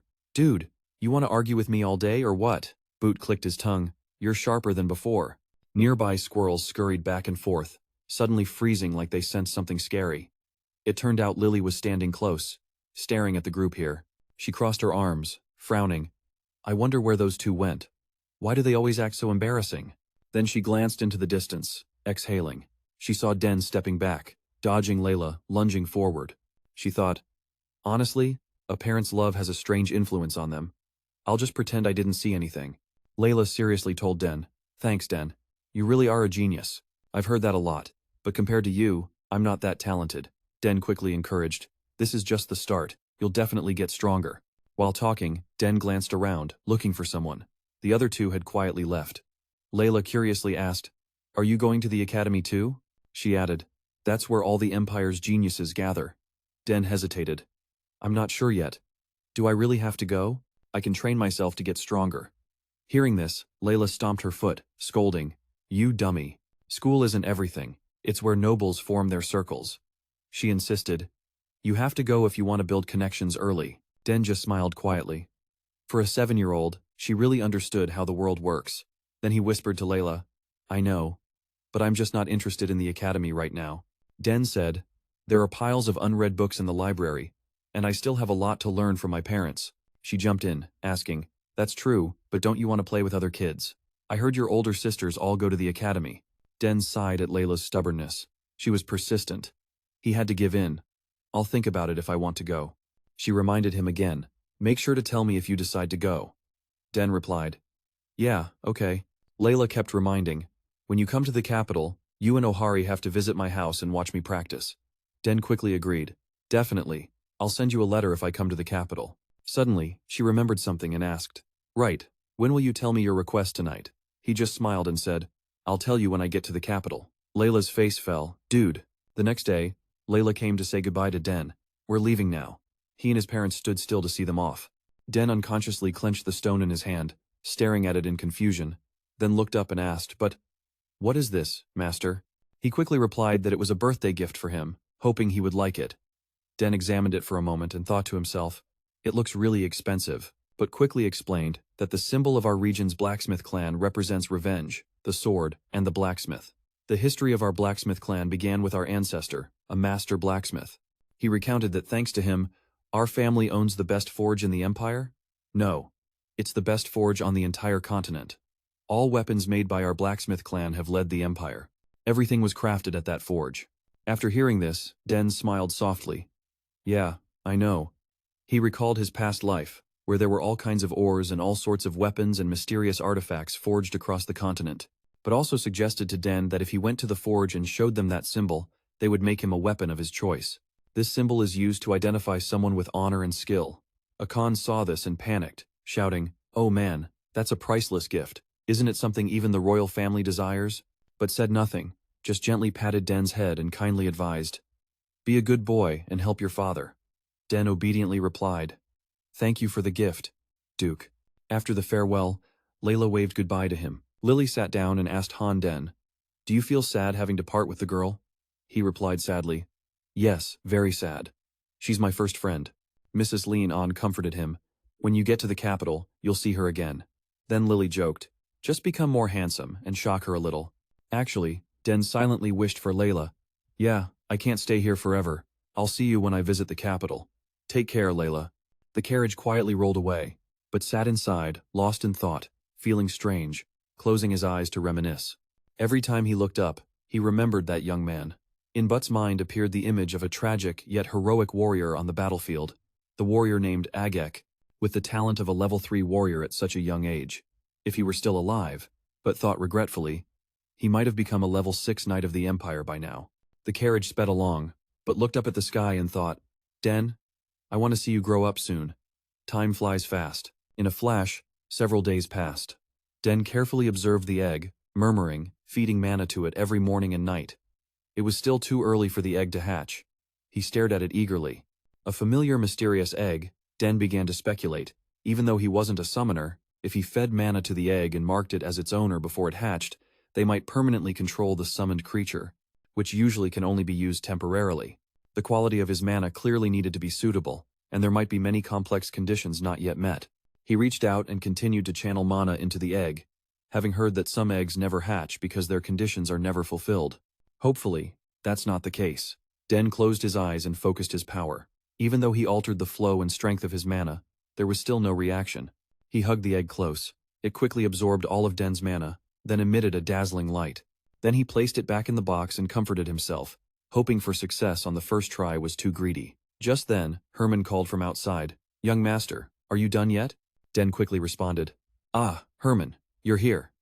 Suddenly, he heard an unusual sound behind him. Den immediately went to check. "Did I just hear something?" Herman anxiously opened the door and asked, "Young master, what was that sound I just heard?" He picked up the egg and said, "Wait a moment, let me check the egg first." After some fiddling, Den smiled disappointedly, seeing nothing unusual. "Did I imagine it? False alarm." Herman stepped forward, curious. Did the egg react? He shook his head, denying, "No, it must have been my imagination. Let's go." On the training ground, Den moved swiftly like a blade. He held his sword, skillfully executing agile strikes. Den swung his sword, creating sharp slashes. After a series of fluid moves, he finally stopped, landing steadily on his slender feet. Herman stood aside, clapping continuously, praising, "Awesome, young master. When did you start sword training?" He explained. "I just wanted to swing it around for a bit." Herman kept praising. "As expected of a genius, you're talented with the sword too." Den was excited, smiling. "Learning to use a new weapon is really fun. I haven't held a sword for so long because my dad kept watching me closely. Luckily, my skills haven't faded yet." Herman quickly brought out a tray of pastries and said, "Light snacks for 10 days, then we'll continue." He obediently agreed. "All right, thanks bro." After that, Den paused his training to enjoy the pastries. Training here isn't bad at all. Elsewhere, Aiken stood by the window, sighing alone. Every year, it's so exhausting. But we did gain a lot from the final feast. He frowned, pondering. "I can tell many nobles are focusing on the south. Most want to build good relations with us." Aiken noticed that since the war ended, the South's favorable climate holds many things nobles crave. Their ambitions are pretty obvious. Then he sighed for the second time today, but those ambitions still can't compare to the attention Den's getting. Aiken recalled past events. The conflict with Count Tyrann's eldest son was beyond my expectations. But the kid calmly explained the situation in front of the elders. He worried a bit about Den's early maturity, even confidently showing off his talents. The kid's too mature. Sometimes I wish he'd act a bit more childish, like his age. But that's probably just my wishful thinking. Aiken glanced at his watch, forcing himself not to overthink. It's almost time. He turned around, eyes fixed behind him. Aiken thought silently. Dragon tail. Today I'll let the kid give it a swing. Carrying the dragon tail, he stepped into the training ground. He looked up and was stunned by the scene, mouth agape. Turns out, Aiken saw Den swinging the sword skillfully and sharply. Such outstanding swordsmanship. He couldn't believe his eyes. Why is Den using a sword instead of a spear? Aiken frowned suspiciously, then suddenly remembered. Right, that old count must have told the kid something. Otherwise, why would he be here training sword techniques after spending so much time on spear practice? Den, unaware, kept swinging the sword, flexibly creating sharp slashes. Aiken looked quite satisfied and proud, and it seemed the kid was pretty experienced with the sword. He observed a bit more, then judged. The power Den's showing is something even some lifelong swordsman can't replicate. Aiken noticed Den's determined gaze unlike kids his age. Standing aside, quietly watching, he wondered, since when did the kid learn this? But one thing's certain, Den's got real talent in swordsmanship too.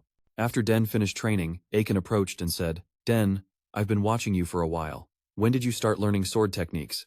Caught off guard, Den panicked a bit. He's been exposed. Better just tell Dad the truth. Well, Den quickly replied. I didn't really learn it. Hearing that, Aiken paused. So that's it? It really is talent? Aiken doubted, listing off. Spear techniques, magic, assassination, endurance, and now swordsmanship. He honestly admitted, if it were anyone else, I'd never believe a kid could be talented in all those areas. Then Aiken asked Den, are you curious about this world? Den looked a bit confused. What do you mean? His dad explained. I mean, The world outside these walls. Aiken's tone softened. I think this territory might be too small for your talents. Staying here might hold you back too much. Den said nothing, just bowed his head sadly. Looks like he realized he can't stay forever. Yet Aiken smiled kindly and continued, Then good. Now we need to prepare you to step out into the world. Den gasped in surprise. For real? Aiken nodded. Of course, though I'm a bit reluctant. I have to honor my son's wishes. Then he planted the dragon tail on the ground and said, Today, I brought you something special. Den looked at it suspiciously. This is. Aiken reminded him. Recognize it? It's the dragon tail that reacted to you on your first birthday. He finally remembered. Right. I do remember. It reacted to me. Gently, Aiken handed over the dragon tail. Here, try holding it. Den quickly took the dragon tail, and suddenly it reacted fiercely, shocking him too. He silently marveled. Amazing. There's so much power here. Aiken was excited too. It reacted even stronger than when you were a kid. Proudly watching his son hold the dragon tail, he said, Now no one can say it's because of me anymore. I'll make its talent shine the brightest on this continent with that spear. Aiken stepped forward, patted his shoulder a few times, and cheerfully advised, I'm thinking you should at least master the spear before you leave, so get ready. Den obediently agreed. Yes, sir. Aiken thoughtfully reminded him. Before that day, become strong enough to wield it with pride. He solemnly promised. Of course, instead of a dragon tail, I'll cherish it and follow your teachings with pride. Yes, sir. Aiken laughed heartily, just as I expected from my son. He asked, All right then, shall we get started? Den immediately replied, Yes. After training, Den returned and flopped onto his bed, muttering quietly, The outside world. He silently pondered, always curious about it. Suddenly, Den recalled his past life, even those chaotic days on the battlefield. He vividly remembered the smoke, fire, and death. In his past life, all he knew was war. All Den could do was clean the camp, maintain weapons, eat bland food, then head back to the battlefield. The past was so brutal that the only escape was either war ending or dying on the front lines. Den sadly thought, there were only those two options. He couldn't even imagine life outside the battlefield, but as Den now, things were different.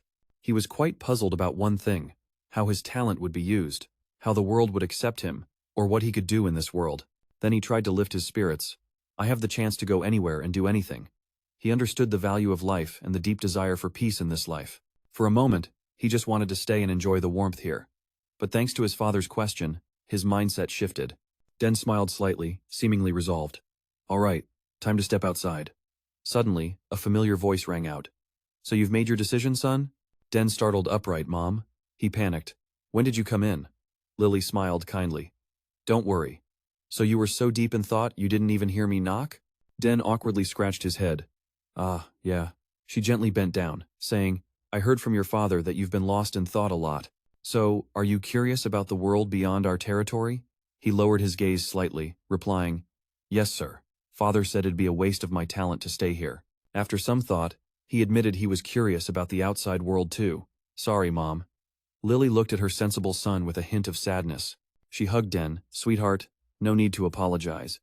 Den, you're still a bit hesitant, but your sisters aren't here, and if you leave too. Lily rubbed Den's face and gently said, I'm fine. Your mother understands you. Den, I know just how talented you are. Even if you don't want to go, the outside world will still call you. He choked up, calling out, Mom. She softly said, It'd be wonderful if you could stay with me longer. Lily recalled their precious moments together with regret, then looked out the window and advised, So go and do what you want. Den. He nodded sadly. Yes, Mom. Even if I leave this home, I'll visit often and tell everyone what I see out there. Lily smiled softly. Thank you, son. Looks like I'll have to prepare to send you into the outside world just like your father. He looked a bit confused, asking, What do you mean by prepare? She immediately revealed, I plan to teach you how to conquer and slowly guide you, but looks like you'll have to learn how to set and avoid traps too. Den wanted to run away. I have to learn special lessons from Mom too? Lily kept listing what she wanted to teach him. Oh, and skills to eliminate damage, and right, you also need to learn human anatomy. Den was scared by her words and silently groaned. Oh man, I'll be exhausted before even stepping into the outside world. She enthusiastically added, Anyway, your mother will teach you a lot. He reluctantly agreed to make her happy. Yes, Mom, I'll do my best. Lily looked at her son with immense affection and pride.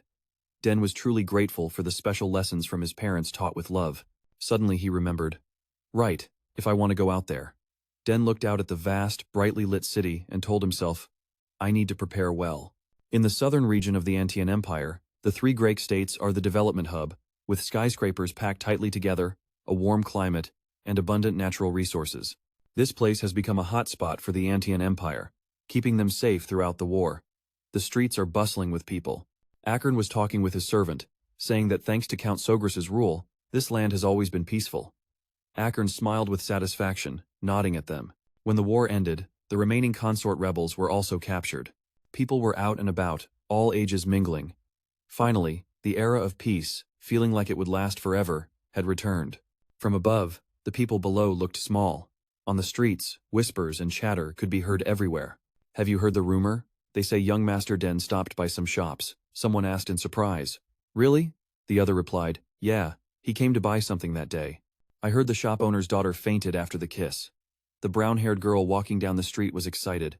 Oh my God. So the rumor's true. The orange-haired girl beside her laughed. Keep going. I heard Den's getting more and more handsome. Wish I could see him once. I don't think Den has a crush yet. Should I try? The brown-haired girl jumped, stopping mid-step. What? You're crazy. Seeing the orange-haired girl's flushed face and drooling, she kindly reminded her, wake up, Den's only 14. The orange-haired girl looked at her and said, from what I've heard, Den doesn't act like a 4-year-old at all. The brown-haired girl was surprised. Really? The orange-haired girl replied, yeah, I heard Den's already as tall as the Count. The brown-haired girl marveled. Wow, could it be because the Count's wife is tall too? Definitely next level. The orange-haired girl thought of Den's strong back, her eyes shining. She said, you'd swear Den's already 20 just by looking. The orange-haired girl excitedly described Den platinum hair, blue eyes too. I'll stop my heart when I see Den. The brown-haired girl laughed. Tell me when Den comes next time, I'll definitely go see. Wonder when he'll be out again. The orange-haired girl answered. Seems like Den often visits that shop. The brown-haired girl suddenly remembered. Oh yeah, that's what the forest ranger told me. Voices echoed on the street. Orange-haired girl. For real? Meet the forest ranger first, then it'll be easier to get there. The brown-haired girl was surprised. Huh? You're serious? On the outskirts of the empire, in the coniferous forest, birds flapped their wings and flew up. In the forest, wild squirrels moved below, tilting their heads and calling out. Warm light filtered through the trees, shining down. Birds spread their wings, soaring through the ancient magical wasteland forest. Here, Den would carry out the escape quest his mother assigned. Den walked lightly through the forest, holding a sharp spear. The handkerchief in his hand fluttered in the wind as he muttered, south wind direction. Den tucked the handkerchief into his chest and moved forward. I've seen Chero spiders here before, so I need to head west. Den pushed his hat down, thinking, I have 3 hours to get out before sunset. He stepped on a fallen tree to launch himself forward like a hunting leopard, moving fast. Den's speed increased. One of the most important assassin rules is never to let the enemy catch your shadow. Den vanished into thin air. He had to avoid traps his mother set and escape this deadly forest. Den slipped through the forest without leaving a trace. Finally, he stopped at a defensive spot, hiding beside a large rock, panting. Den looked up, mouth slightly open, inhaling the air and mana around him, holding it before exhaling. The sun shone brightly overhead. After blending in, hidden traps placed in unexpected spots would appear. Den could sense thin webs woven in the air. He stood still, observing the nearly invisible thin threads everywhere. It seemed just a touch would trigger the traps instantly. Den stabbed his spear into the ground. This basic but deadly mechanism was in place. Pulling up his sleeve, he muttered, luckily, this type is easy to disable. Suddenly, Den's eyes widened, frozen, as a group of giant rat-like monsters appeared before him. They clung to large trees, glaring at Den with hostility. Den was shocked, thinking, what the hell? One monster stomped on a rock to gain momentum, leading the charge. The rats behind opened their mouths wide, revealing sharp teeth. Covered in spikes, they lunged at Den to attack. Den's whole body stiffened, thinking, we're cooked. It was a pack of Rugal never expected them here. Seeing the pack closing in fast, moving at a terrifying speed, Den immediately decided he had to deal with them fast. He reached for the spear stuck nearby. Then Den suddenly remembered, wait, if he triggered the trap now, it'd be way more dangerous. The Rugal pack in front of him screeched, their eyes glowing blood red. Seeing them charge with open jaws, Den thought, asterisk, no way out. Asterisk, he decided to get out of there for now. At the same time, the Rugal pack lunged right in front of him. Then their harsh cries echoed through the forest, Ket! Without hesitation, Den spun around and ran, the Rugal pack hot on his heels. He kept an eye on what was behind him as he ran. The Rugals showed no sign of giving up, swarming him. But at the next set of thin forest vines, they charged straight into them, snapping the ropes instantly. The preset trap triggered immediately. Countless arrows shot out from nearby, piercing through the leaves, aiming straight for the Rugal pack. The Rugals didn't react in time. Sharp arrows pierced through their bodies. The arrow storm won, shot the Rugal pack. One volley after another, Rugals fell one by one. Den glanced back, satisfied. Asterisk, they're trapped. Took them out without breaking a sweat. Asterisk. Suddenly, his eyes widened one. Rugal escaped the arrow storm and charged at him. It opened its jaw full of teeth, white drool dripping from its wide mouth. The last Rugal rushed to attack Den. He quickly dodged to the side, narrowly avoiding it. Den's eyes locked on the Rugal's body, surprised. Asterisk. Damn, it's fast. Asterisk. The Rugal missed, immediately turned back, glaring fiercely at Den. Then it opened its mouth wide and spat out a red substance. The red liquid shot straight at Den. He flinched, cautious thoughts flashing. Asterisk. Whatever it spits must be dangerous. Asterisk. Spinning his spear, he formed a shield circle and blasted the red goo away. Den exhaled sharply. Asterisk. Can't waste time here. Asterisk. With that, Den vanished on the spot. The red-eyed Rugal charged at him, Den's expression turning serious. The beast lunged with its mouth wide open. The spear flashed beautifully through the air. Den thrust the spear straight at the Rugal. He swung it confidently. The Rugal's head was sliced in half mid-charge, eyes wide in disbelief. After taking down the Rugal, Den wasted no time and dashed through the forest. The sun dipped toward evening, casting a fiery glow in the distance, the sky painted in sunset hues. Den panted heavily, lying flat on the ground. Asterisk. Man, I'm dead tired. Asterisk. Sweat drenched his face as he gasped, muttering. Asterisk. At least I made it out of the forest safe. Asterisk. The forest stirred with rustling sounds. Den grit his teeth in frustration. Asterisk. What now? Asterisk. He grabbed his spear and stood up fast, thinking. Asterisk. Damn it. Asterisk. When he spotted who had arrived, Den froze and shouted, Mom. Lily nodded approvingly. Good job, Den. Facing him, she said, 3 minutes and 30 seconds total, you're even faster than me. Den was surprised. You've been watching all along? Lily stepped closer. Of course, I can't leave you alone. Smiling, she added, though I know your talent better than anyone, being a mom is different. Den looked at her and replied, yes. Lily ruffled his hair, praising, you did great. I found no mistakes. Then she asked with concern, are you hurt? Den said, I'm fine. Lily pinched his cheek. Really? Keep this up and you'll be a deadly assassin in no time. She reached into her sleeve and tossed out a dagger. Holding it with both hands, Lily handed it to Den. Here, you should have this. It suits you better than me now. Den was stunned. It was his mom's dagger. For real? Lily smiled and nodded. Of course, I don't use it anymore. Den examined the dagger carefully. Lily explained. It's forged from a mysterious ore that absorbs the elements of all things. Den's reflection shimmered on the blade as she continued. If you want, you can even store every poison in the world in it. Den pondered, knowing it could absorb toxins and use them. He sheathed the dagger and said, Thanks, Mom. I'll take good care of it. Lily smiled happily. Thank you. Let's head back. Den put the dagger in his pocket, thinking, asterisk, that's all Mom taught me, huh? Asterisk nearby, a desperate scream echoed. There! The sudden noise scared the birds, sending them flying high into the sky. Den and Lily cautiously looked around. Den turned to Lily and asked, Sis, did you hear something? The forest fell silent again. Lily replied, Yeah, sounds like someone's in the woods. Let's move, Den obediently answered. Got it. They quickly left the forest, the scenery blurring behind them. The third Grease Kingdom, the auxiliary tower within the vast castle grounds. From a certain room came a faint groan. Ugh, followed by an irritated grunt. Ha. Inside, the old man looked alert, sitting up abruptly and shouting, Ha! He gasped for breath, like he just had a nightmare. After calming down, he looked around. Where am I? I remember eating mushrooms in the forest. The door slowly opened, and a voice from outside called, You're awake. Den entered carrying a tray of water and went straight to the bed. You're still detoxing, don't move yet. The old man looked up, quietly wondering, Huh, why is this kid here? He asked. Detox? You saved me? Den replied bluntly. Yeah, you ate red mushrooms. Luckily, we found you just in time. I remember those weird-looking red mushrooms in the forest. The old man paled. Those were red cap mushrooms? Den handed him the glass and said, Exactly, they're poisonous. If we'd been any later, you'd be dead. Here, drink this. The old man took the glass. Ah, thank you. He drained it. Den glanced at his belt, noticing the Nixon Magic Tower emblem. This guy wasn't just anyone. Den recalled the rescue in the forest. Without his dagger, he wouldn't have made it. After drinking, the old man turned and said, "Thank you. So, where am I?"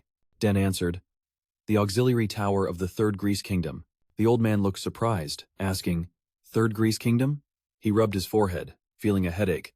"So I didn't just get lost going south. I got poisoned by mushrooms and ended up here?" He didn't dwell on it, putting the glass back on the tray. Den said, "You should rest. I've informed my dad. He'll come see you soon." The old man stiffened. "Huh, your dad?" Then asked, "Who are you?" Den answered straightforwardly, "That's right. I'm the youngest son of Count Sogrest, Den Sogrest." The old man looked up in surprise. Really? You're Arabella's brother, the genius everyone at the Magic Towers watches closely." Changing the subject, the old man asked, "So, how did you find me?" Den replied, "Actually, I was training with my mom in the forest." The old man recalled dealing with the Dugel pack there, surprised. "No way, what?" In that wild black forest, he remembered the situation. He couldn't help but think even an 8th level mage like him got lost. The mana flow reversed mid-spell, and his whole body collapsed. He asked in disbelief, "For real?" The entire forest was filled with ancient mana and traps everywhere. Den smiled casually. "Yeah, that forest is our family's territory. It's super dangerous for outsiders, especially since the mana there is different from what modern mages use. The best mages shouldn't come here." The old man had also nearly died from the poison. His homesick expression said, "Is that so? So I almost died there." Suddenly, as if recalling something, he widened his eyes and looked at Den. "Wait, so this kid is strong enough to train in that forest?" "That's what I'm thinking," he said uncertainly. Then he asked, "Are you also the one who brewed the antidote?" Den answered bluntly, "Yes," smiling confidently. The old man thought, "He looks like a teenager but already brews antidotes that require broad knowledge and precise skills." He couldn't believe it. Haha, how does a family like this even exist? Thinking of Den's 2 sisters and Den himself, besides the 2 genius daughters, even the youngest son is built different. His mind wandered to wartime. If that were still ongoing, the Third Greece Kingdom might have become the Empire's most powerful noble family. Laughter echoed in the room. "Haha, I owe you big time." Den replied plainly, "That's true." The old man, rescued by Den from the forest, stared at him. He thought, "Look at this kid, he's pretty gutsy." Then said, I should repay those debts." With that, he stroked his beard proudly. "But first, let me introduce myself. I'm Sidren Gauss. Not long ago, I was the master of Nixon Magic Tower. If you need anything, just say the word, because I have everything in this world except what I don't have." He was the former master of Nixon Magic Tower, Sidren Gauss. Den thought to himself, he must be talking about the personal space. Smiling, he said, "Sidren Gauss, is that really true?" Then bro got distracted, thinking about other stuff. Lots of mages can live without a home by storing everything in a pocket dimension. Sidren Gauss froze, staring at him in disbelief, thinking, what's this? I said I'm the master of a magic tower. Normally, people would be surprised or show some respect, but this kid stayed calm. Thinking that, Sidren Gauss awkwardly waved his hands. "You'll never get another chance like this in your life. No need to be humble. Just say what you want." Black eyes darkened, seriously thinking. Sidren Gauss smirked, clearly pleased. Black said, "I'll take some time to think about what I want, then I'll let you know." That answer made Sidren Gauss grit his teeth in anger, feeling pissed off inside. Doesn't even care about me? What kind of guy is this kid? Black held the tray steady, turned around. "Then you better rest up." Saying that, he walked toward the door, which slammed shut behind him. Sidren Gauss sat on the bed, face close, feeling like a flock of crows just flew over his head. He stretched his hand away and laughed out loud. "He's the first person to treat me like this." Sidren Gauss looked out the window, thinking, I plan to stay a day or two, but maybe not. Black left the room with the tray. Sidren muttered alone, "I'll need to stick around to investigate that interesting guy more." In Black's mansion, Herman, the master of the magic tower, spoke in surprise. "He must be insanely skilled in magic." Black straightforwardly replied, "Definitely. From what I heard, he's an 8th rank mage." Herman was impressed. "Wow, rank 8? That's even higher than young Miss Arabella." Black wiped sweat with a handkerchief, answered, "Yeah, that's right." Herman thought of Sidren Gauss, whom Black saved, then said, "So the young master means a very powerful person owes you a favor. Magic towers function like independent territories on this continent, like countries." Black glanced at the sword in his hand and added, "Who'd imagine he's such a big shot?" Herman was curious but didn't get why the master of the magic tower would wander in the forest. Black swung his sword a few times and casually said, "That place isn't an ordinary forest. Mages see it as a forbidden zone, calling it the Apocalypse Forest." Herman was shocked. If that's the Apocalypse Forest, even mages face serious challenges there. But he was lucky to survive thanks to someone's help, young master. Black stared at his reflection on the sword, lost in thought. He turned to Herman and said, "Herman, get me a new sword. All the ones I'm using are too light and short." Herman jumped, stammering, "Those are all broken swords brought back by the Count from the war, no wonder." Then Herman stopped and said more broadly, "I'll prepare a longsword for your training tomorrow." Black swung again. "Thanks. I'll finish today's training with this one." Black mouthed something as if to say more, recalling his talk with the pen, then thought, "Oh yeah, I have that too." The mark the Duke of the Spring gave him, Black smiled. It's been 7 years since that day. White clouds drifted in the sky. If I get a chance to visit the capital, I'll definitely visit him. Aiken waited for Black at the training spot. Seeing him, he said, "Black, looks like you trained super hard today." Black looked at him and replied, "Yes, sir. I thought you had to go out for something. You're back early?" Aiken smiled. "Things wrapped up faster than I expected, and I have a reason to be happy to come home." Black understood immediately and asked, "Is it because of the master of the magic tower?" "Thinking of Arabella," Aiken said. "That's right, who knows, maybe he can help Arabella. Maybe he'll be a good master for you." Black recalled Arabella beating people and worried. "But I'm not sure if he can handle her temper." Watching her punch a senior ranker was super annoying. Aiken came over and patted Black's shoulder. "Anyway, you saved another life. Well done." Black looked at him humbly. "I just did what I had to." Aiken smiled proudly. "Not everyone can do that." Black smiled, hearing Aiken's praise. "What you did was really awesome." Seeing Aiken and Black approach, 2 maids opened the door. Black asked Aiken, "This time my 2 sisters couldn't come, right, Dad?" They went ahead together. Aiken looked up and replied about that. "Wanting to see my daughters is so hard, huh? Arabella just finished her semester and enrolled in a magic tower. I heard Claire got invited to a date as an assistant professor by her professor." Den smiled happily and said, "Both of them are really impressive. Your sisters are truly outstanding." Aiken looked up. "But I'm also counting on you." He burst out laughing, thinking about how surprised the Duke was by his actions. Speaking of which, Den suddenly thought about the Swordmaster Duke. He smiled quietly, thinking, "The Duke is so kind. I want to have a sword duel with him again someday." Den glanced out the window, wondering how Layla was doing. The last letter he got from her was a year ago. Thinking of Layla's smiling face, he thought, "Well, I guess I'll find out when I get to the capital." A few days later, Sidren Gauss's excited voice echoed through Den's mansion. "Sis, I'm still not fully recovered." Den's servant stood with arms crossed in front of Sidren Gauss, sternly warning, "Then don't go too far. And for now, you're not allowed to use magic." Sidren Gauss looked surprised. "Sis, not allowed?" The servant confirmed, "Yes. Your magic flow isn't pure yet, and we haven't fully neutralized the poison in your body. So you'll have to wait a bit longer." Sidren Gauss sighed, "Guess I have no choice. It's been a while since I couldn't use magic. Maybe it's a change of pace." Sidren Gauss stood up irritably. "But I can't stand staying here any longer. Let's go outside." The servant sighed. "You don't even know the way around here." Sidren Gauss ignored the advice, slammed the door, and went out. The servant worried, "If he causes trouble, I'm the one who'll get punished." Outside, a group of maids gathered, whispering, "The mage has only 2 sides, a genius on the left, a madman on the right." The orange-haired maid said, "Listen, he's been pacing the first floor dozens of times. Now he's been admiring the flowers in the backyard for hours." The chestnut-haired maid looked confused. "But wasn't he supposed to be the strongest mage?" The orange-haired maid snapped back. "So what? He's definitely lost it." The maids whispered that young Miss Arabella needs a normal life. Meanwhile, nearby in the blooming garden, beautiful butterflies played among the flowers. Sidren Gauss squatted, admiring the flowers, muttering, "I'm really curious who created this garden." He plucked a flower. "I never expected these flowers to have such insane magic." At that moment, someone appeared behind him.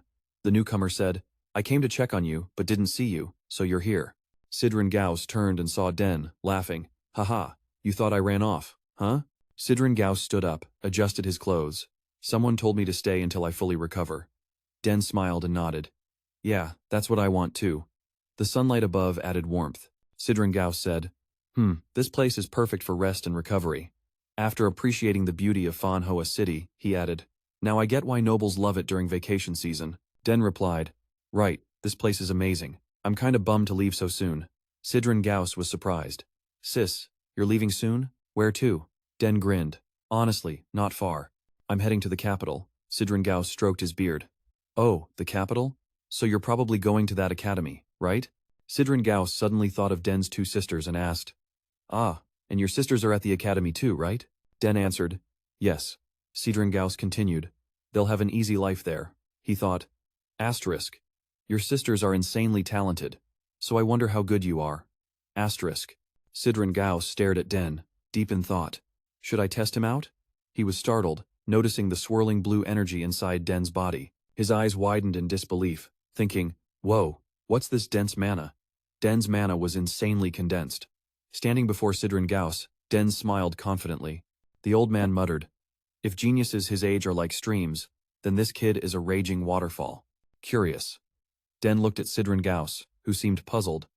Such a huge amount of mana is usually unstable and can burst out, but how do you control it? Before Sidren Gauss could think further, Den spoke up. Don't you think judging someone's magic without their permission is kinda rude? Caught off guard, Sidren Gauss awkwardly scratched his head. Ah, you noticed? That's a skill too, huh? Sorry, I was thoughtless. Sidren Gauss was still shaken, thinking, no way I can believe something this absurd.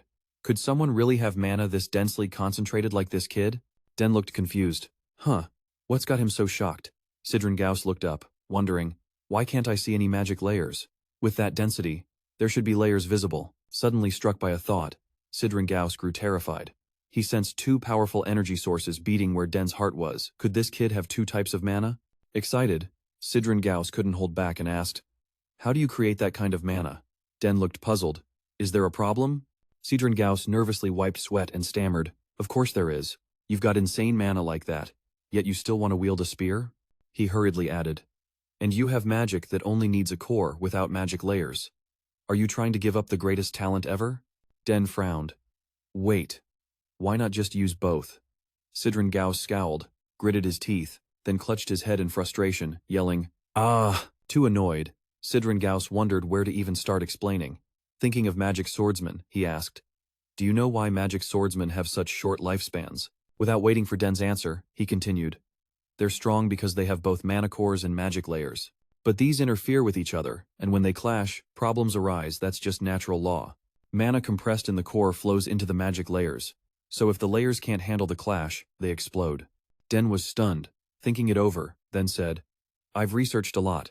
But this really seems impossible. Sidren Gauss crossed his arms, closed his eyes, unwilling to look, muttering, such wasted talent. A real waste.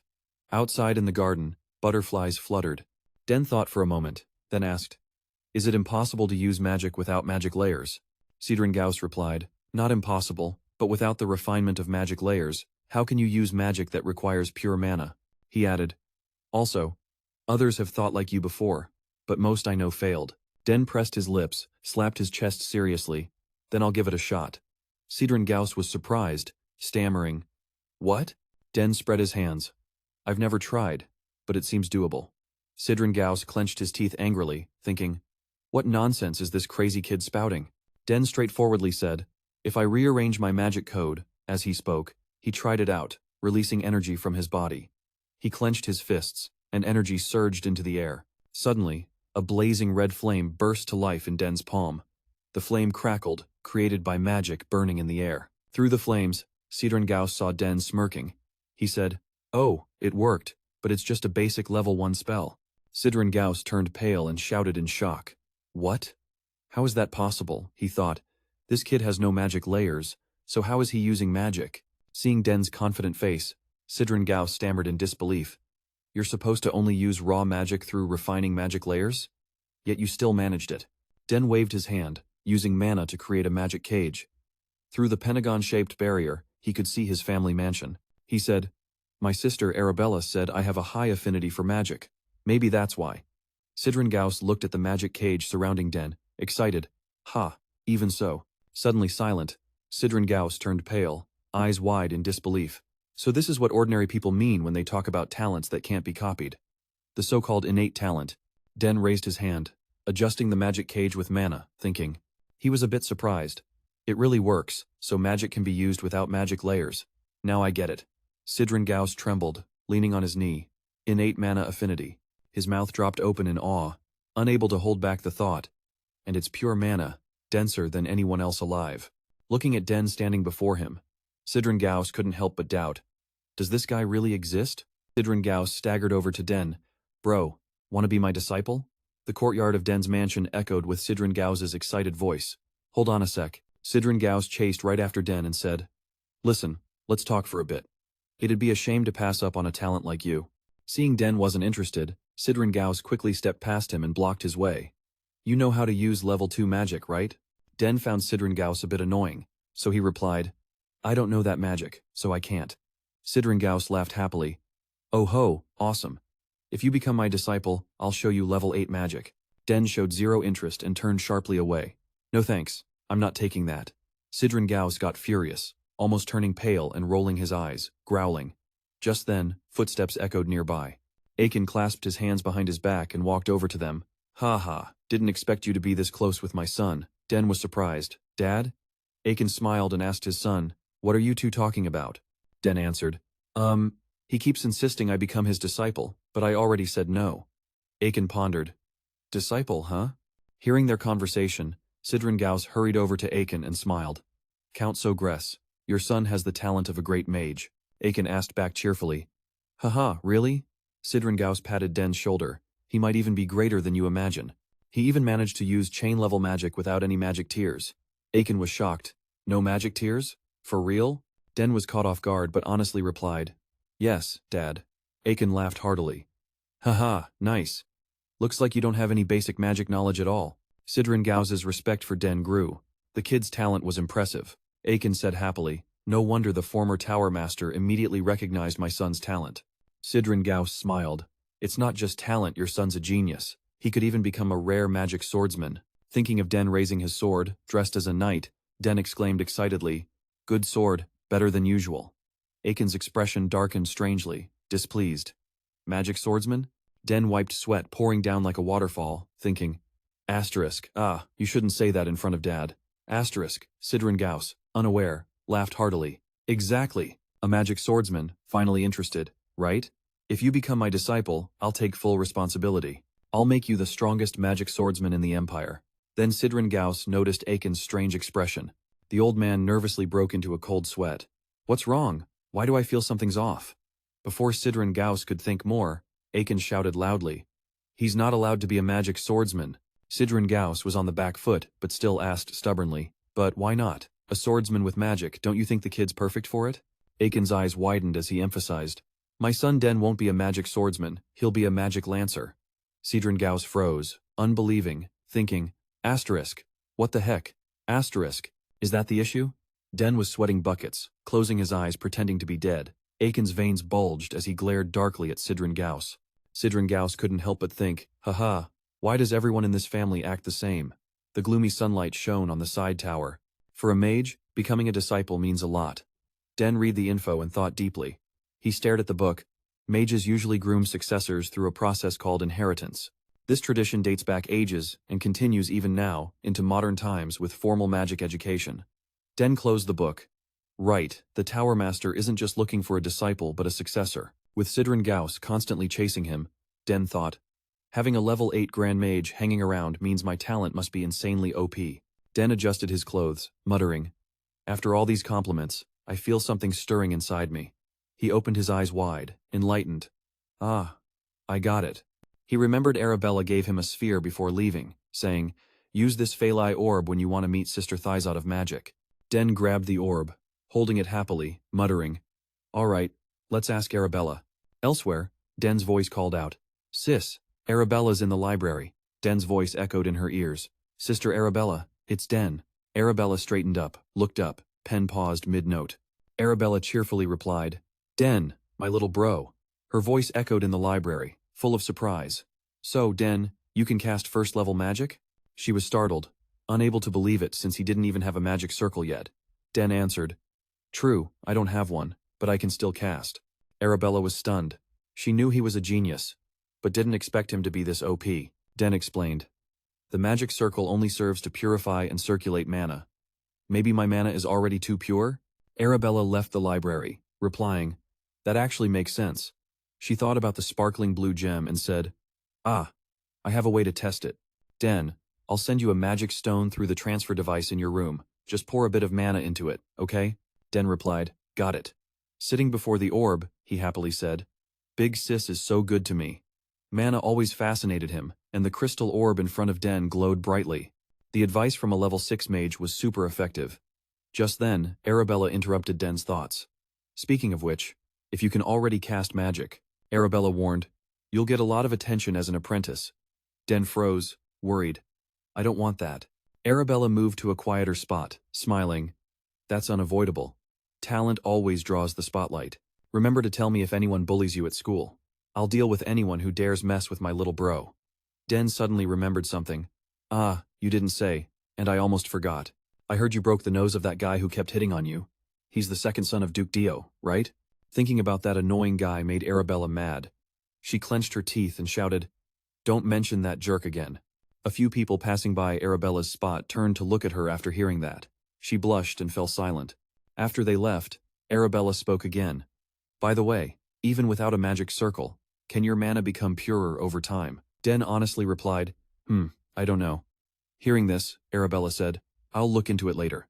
Just then, a female student hurried over to Arabella, calling out loudly before arriving, "Senior Arabella, the professor is looking for you." Arabella reluctantly said goodbye. Den, I have to go. I'll call you later." Den replied, "Okay, see you later, sis." Arabella promised, "I'll send you the magic stone as soon as I can." The orb was placed back on its cushion. Den thought to himself, he was about to step into a whole new world. He smiled excitedly. "I never expected my mana to be this pure." He muttered, "Could it be that I have the heart of a lineage?" At the side tower where Sidren Gauss was, he thought, I'm cooked." Sidren Gauss sat cross-legged, resting his hand on the chair, thinking, "I used mana to probe him. That only made my situation worse. I planned to leave early, but I can't yet." Sidren Gauss gritted his teeth in frustration since Den hadn't accepted his offer. Recalling the moment, he smiled enthusiastically. Oh, wonderful. If you become my disciple, I'll teach you level 8 magic right away." But Den refused. "No, I don't need it." Sidren Gauss was puzzled. What do I have to do to get him to agree? He thought about what he had. Should I give him some magical artifacts? Or share the knowledge I've accumulated over many lifetimes? Sidren Gauss grew more distressed. No, that's too much. If I give it to him and he still refuses, I'll leave empty-handed.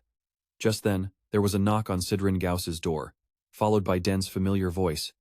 "Are you in there?" "It's me, Denso Grest." Sidren Gauss immediately snapped to attention. What's he doing here?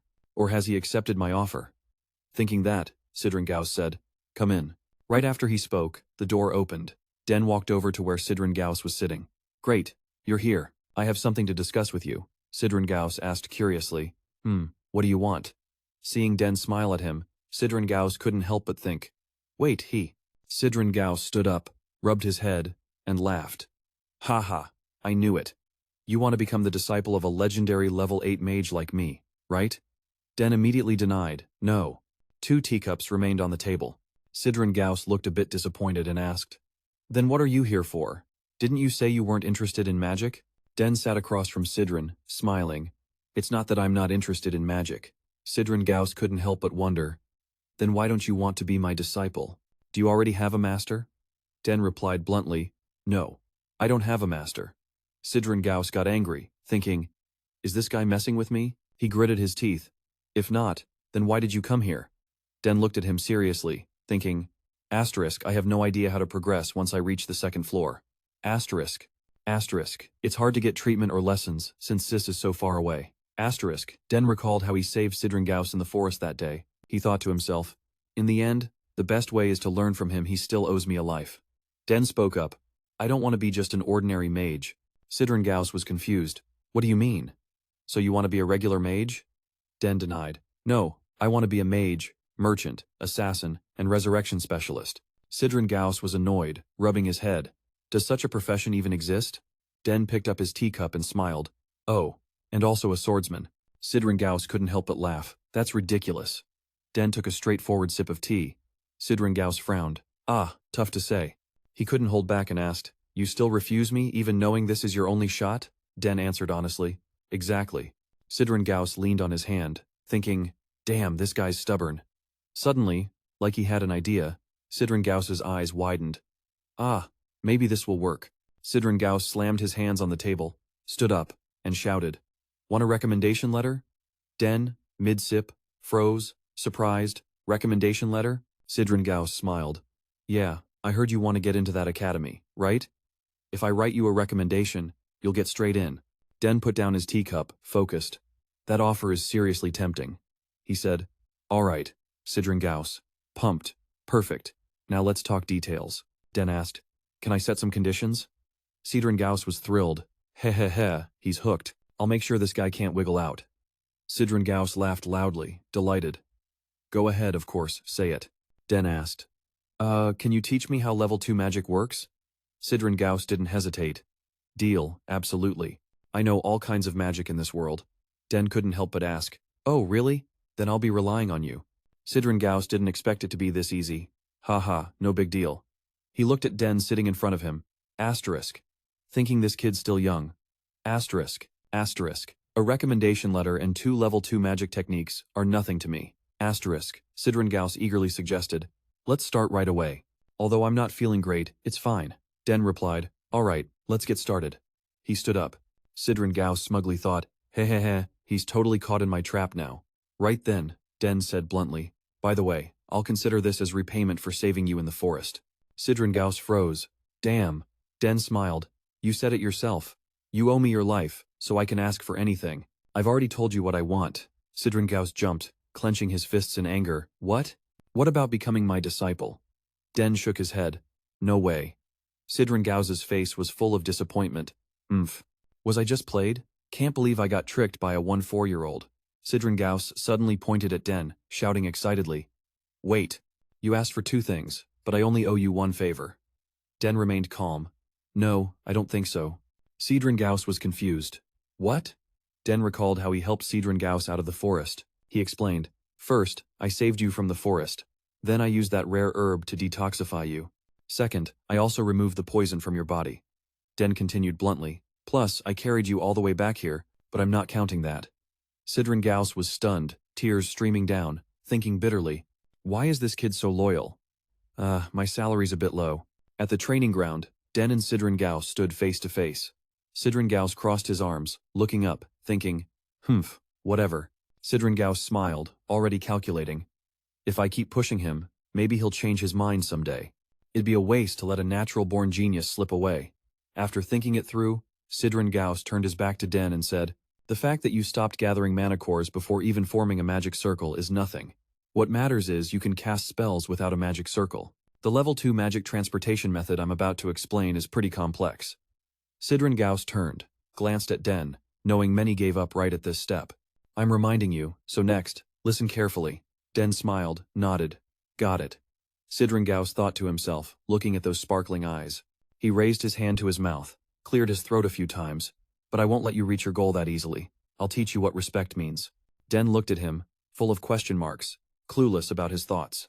In the training arena, Sidren Gauss's serious voice echoed. Level 2 magic is a whole different beast from level 1, because you have to calculate the mana amount, the ambient mana floating in the air, even your body's condition simultaneously. Sidren Gauss stared at Den. The reason most people quit magic is exactly that. It's super complicated, he smirked inside. So, you get what I'm saying? Bet the kid will beg me to explain it in simpler terms. Think so. He raised an eyebrow, pointed a finger, said, that's basically it. You get it? Den smiled, nodded. Yeah, I got it. He explained magic. From what I understand, I have to learn a lot. Not just how magic works, but also things I haven't discovered yet. Sidren Gauss looked surprised.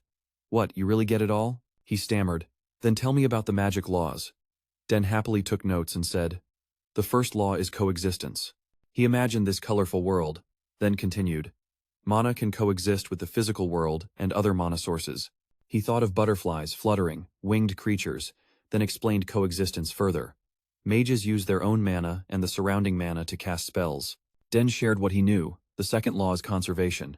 Sidren Gauss froze, amazed. No way. He totally understands magic's essence. Den explained conservation law. If mana gathers enough material elements, through conservation, it can cast magic across all elemental attributes. Sidren Gauss went from one shock to another, sweating, thinking, and the kid even added his own interpretation. Sidren Gauss looked up, reevaluating Den. Most find this boring, but he seems different. How does someone like this even exist?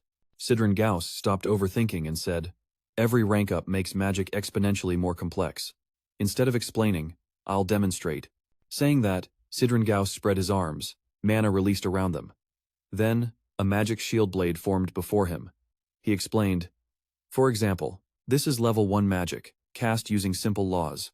Den observed and took notes, remembering Sidren Gauss's words. But from level 2 onwards, it's different. Level 1 can't compare. Now, the magic shield blade before Sidren Gauss transformed. They linked tighter, the ambient mana shifted. Sidren Gauss introduced. This is how level 2 magic works. Den fell into thought. They tighten in a very complex way. Feels harder than theory. Sidren Gauss smirked. So, this is the magic that creates rockets. Level 2 magic. Also, if you want more, you need to cast the same spell multiple times. He thought, the kid must be shocked, right? He's never seen level 2 magic in action. Den stretched out his hand, touched the newly formed magic, truly complex. He heard Sidren Gauss's voice echoing in the arena. Most take at least a year after freely casting level 1 magic before starting level 2. Sidren Gauss chuckled smugly. No matter how smart you are, you can only grasp part of magic.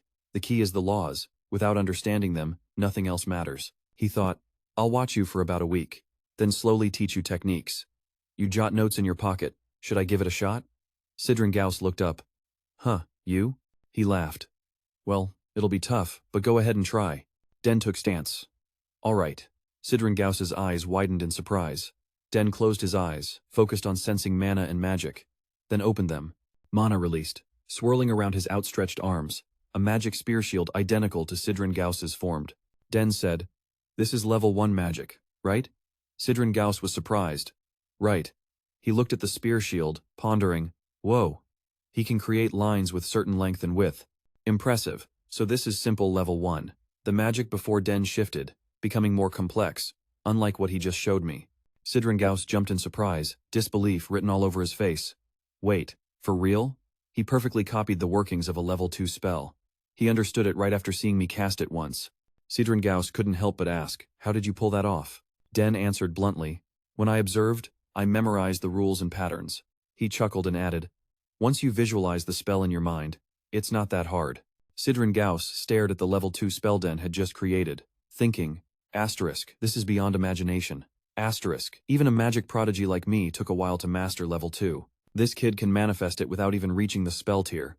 Den suddenly bowed his head, then I'll try the rocket. Sidren Gauss looked shocked. What? Den ignored him and manipulated the flow of mana around him. Pure mana intertwined and linked together. Den wore a serious expression. Suddenly, from the weaving mana above, rockets appeared. Den said, oh, looks like it's working. Sidren Gauss looked up at the rockets, jaw-dropping. Huh, he cast that so easily? Watching Den happily play with the rockets, Sidren Gauss couldn't hold back. This is ridiculous. If I had this kind of talent, I'd have reached level 9 by now. Den controlled the rockets in the air, moving them in front of himself. Am I doing this right? Sidren Gauss was caught off guard but replied, yeah, impressive. You pick up everything I teach insanely fast. Den looked thrilled. Yeah, I'm surprised I could do it on the first try. Sidren Gauss was stunned, thinking, asterisk, a mage without a spell tier? The world will go wild when they see him. Asterisk, looking at Den standing before him. Sidren Gauss silently decided, asterisk, I have to hide this talent. All kinds of people will try to approach and bother him at least, until he becomes my disciple, asterisk. Sidren Gauss said, all right, let's move on to another spell. Den immediately replied, yes. Sidren Gauss got distracted, thinking, asterisk, I should figure out how to write a recommendation letter for the academy. Asterisk night fell, and through the glass door, the night sky was clearly visible. Den exhaled, phew, magic class was more fun than I expected. Den lay on his bed, deep in thought. He needed to master both theory and practice, but now he could actually use magic. He recalled standing on a mountain in his past life, holding a blood-soaked sword. Asterisk. Back then I was forced to give up magic, not even knowing when I'd die. Asterisk. Den had to fight everyone, so spending time learning magic was a luxury he couldn't afford. To survive, he had to struggle. The piles of materials he never got to study, because magic eventually requires prioritizing theory over casting, he thought. Asterisk. That makes me look forward to this life even more. Asterisk. He remembered Arabella trying to tutor him, combined with the theory he'd learned before. Plus, his body contained pure mana and innate talent.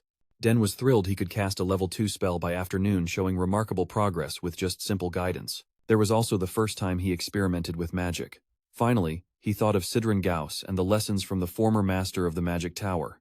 Den was a bit excited. What magic will I learn tomorrow? Half a month later, at the side tower, Akern's surprised voice rang out. What?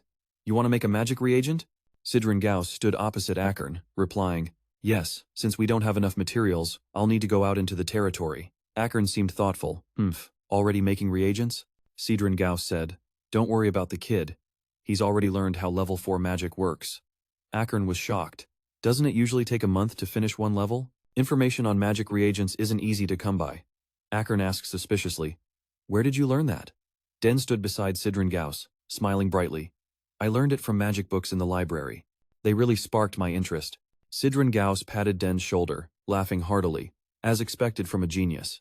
I never thought you'd be curious about magic reagents, most find them boring. Sidren Gauss rubbed his head, but for Den, just picking materials seemed enough. Definitely. Akern fell into thought, then finally nodded. All right, this will be a valuable experience for you. You'll be going out, so check the territory as well. Den smiled happily. Yes, master. In the Grace Kingdom, where tall buildings stood close together, the outside was noisy and bustling. The townsfolk who saw Den riding a horse all turned their heads, recognizing the young master. Young master, bring some food supplies. The new batch just arrived. Your silver hair is fluttering beautifully today.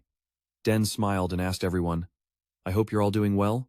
I'll come back for the supplies later. Sidren Gauss glanced at him, thinking the Grace Kingdom didn't seem like a bad place. Well, considering how he treated me, that makes sense. There was a fruit stand by the roadside. Sidren Gauss spoke up.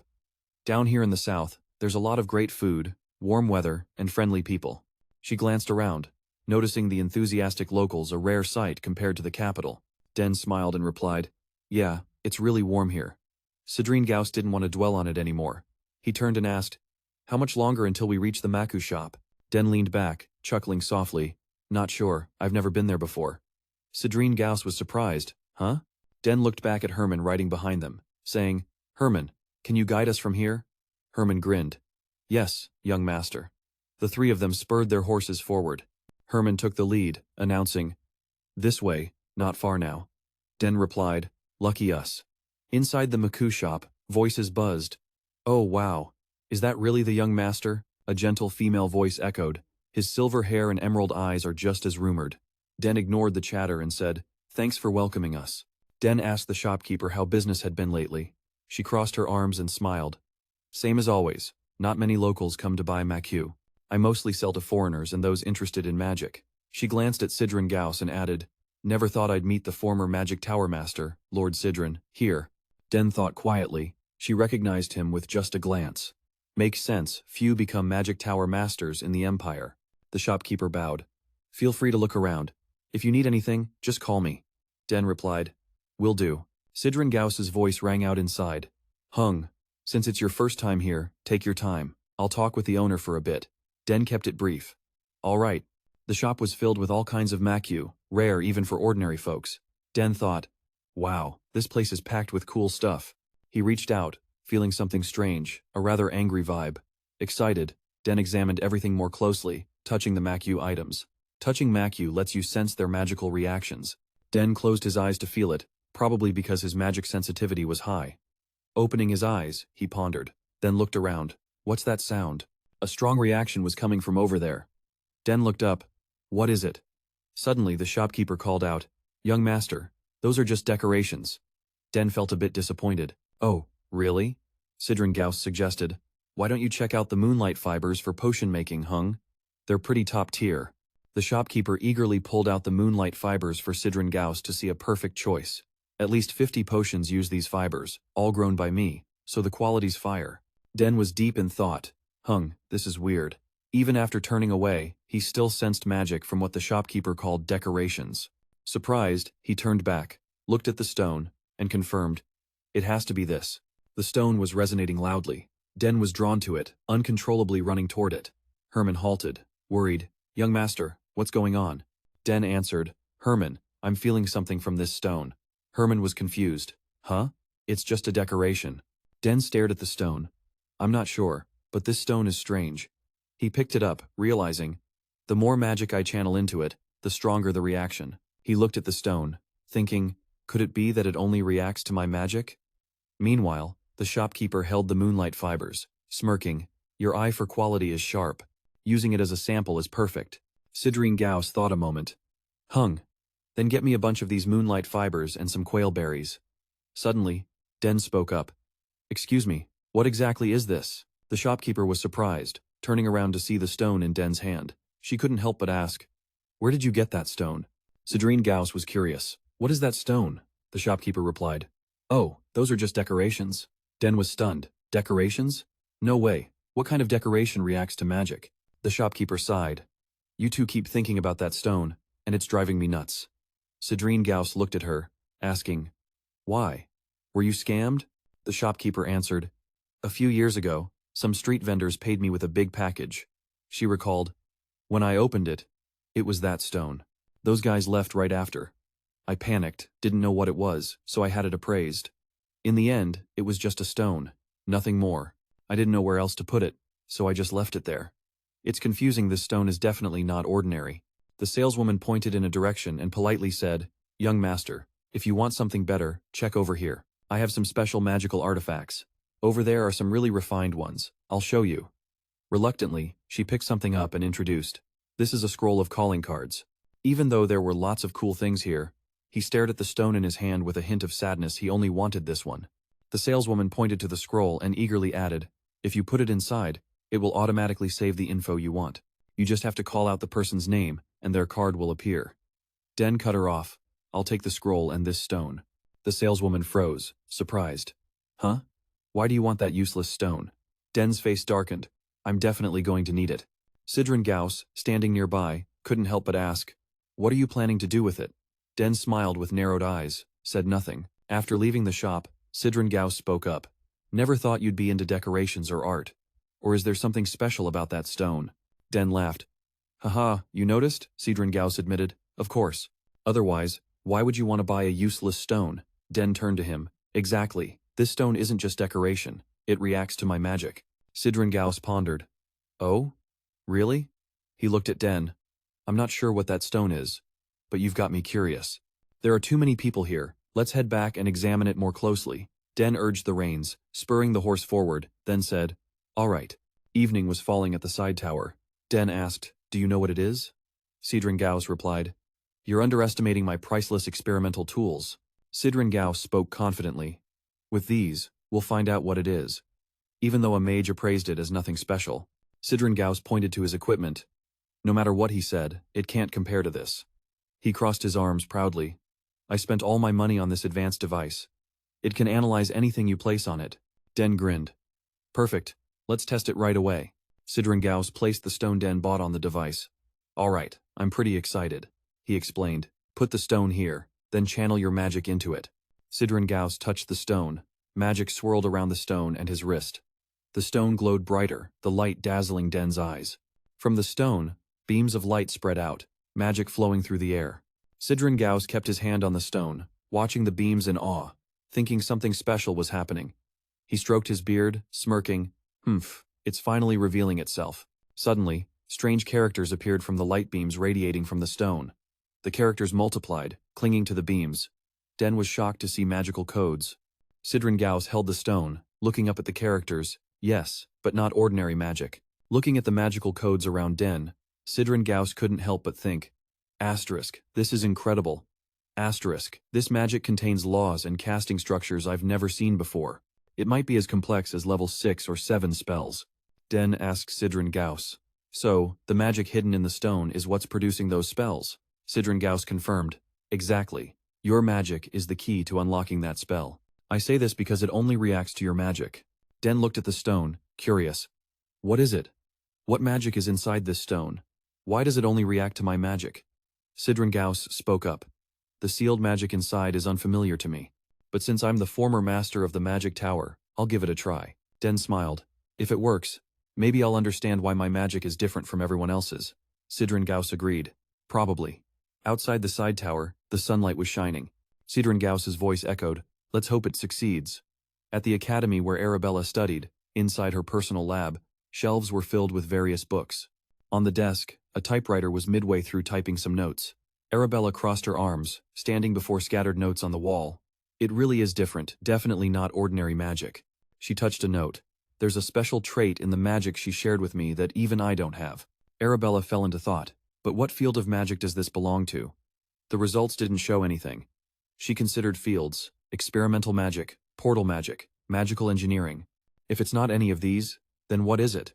Arabella muttered. It definitely fits something. Suddenly, an idea struck her, her eyes lighting up. Arabella's voice echoed through the lab. Ah, right. There's a lost branch of magic. Dark magic fits perfectly. She hurried to some spot in the lab, trying to remember where she left it. She rummaged through the pile of books on the table, and after a moment, grabbed one, opened it. Here it is. Alchemy, divination, spiritual arts, necromancy, and even some primal magic. Suddenly, a book fell from the pile. Arabella heard the noise, turned around, and saw the book on the floor, surprised. This is. She bent down to pick it up. It was an ancient magic tome. Looking at the book in her hands, Arabella thought back to a magic kingdom from long ago. Also, there was magic inherited from Akena. She pondered. Since it was an ancient technique from 2,000 years ago, no one knew how to use it anymore. Arabella chuckled awkwardly. Haha, what am I even saying? That magic vanished 2,000 years ago. That magic couldn't possibly fit here. Arabella glanced at the pile of books. Whatever. I've got nothing to lose. Her soft voice filled the lab. Might as well give it a shot. Without hesitation, Arabella spread her arms wide, her face serious, and began casting the spell. The typewriter in front of her activated with mana. Arabella closed her eyes as the clacking of keys echoed. She opened her eyes in surprise, watching words slowly appear on the paper, muttering, "Something's starting to show up." She pulled the paper closer, curious if it was alchemy, divination, or... She held the paper up, hoping it wasn't from spiritual magic. She read the lines carefully. Suddenly, Arabella's eyes widened in shock. She couldn't believe it. No way. Her loud voice rang through the lab. What the hell is this? Meanwhile, over at Den and Sidren Gauss's place, the blue magic light still hovered in the air. Den and Sidren Gauss stared at the stone on the analyzer. Suddenly, the stone cracked and shattered into pieces. Sidren Gauss cheered. Oh, the seal's been broken. Den was unsure. There's something inside. Sidren Gauss replied. Yeah, I'll take it out.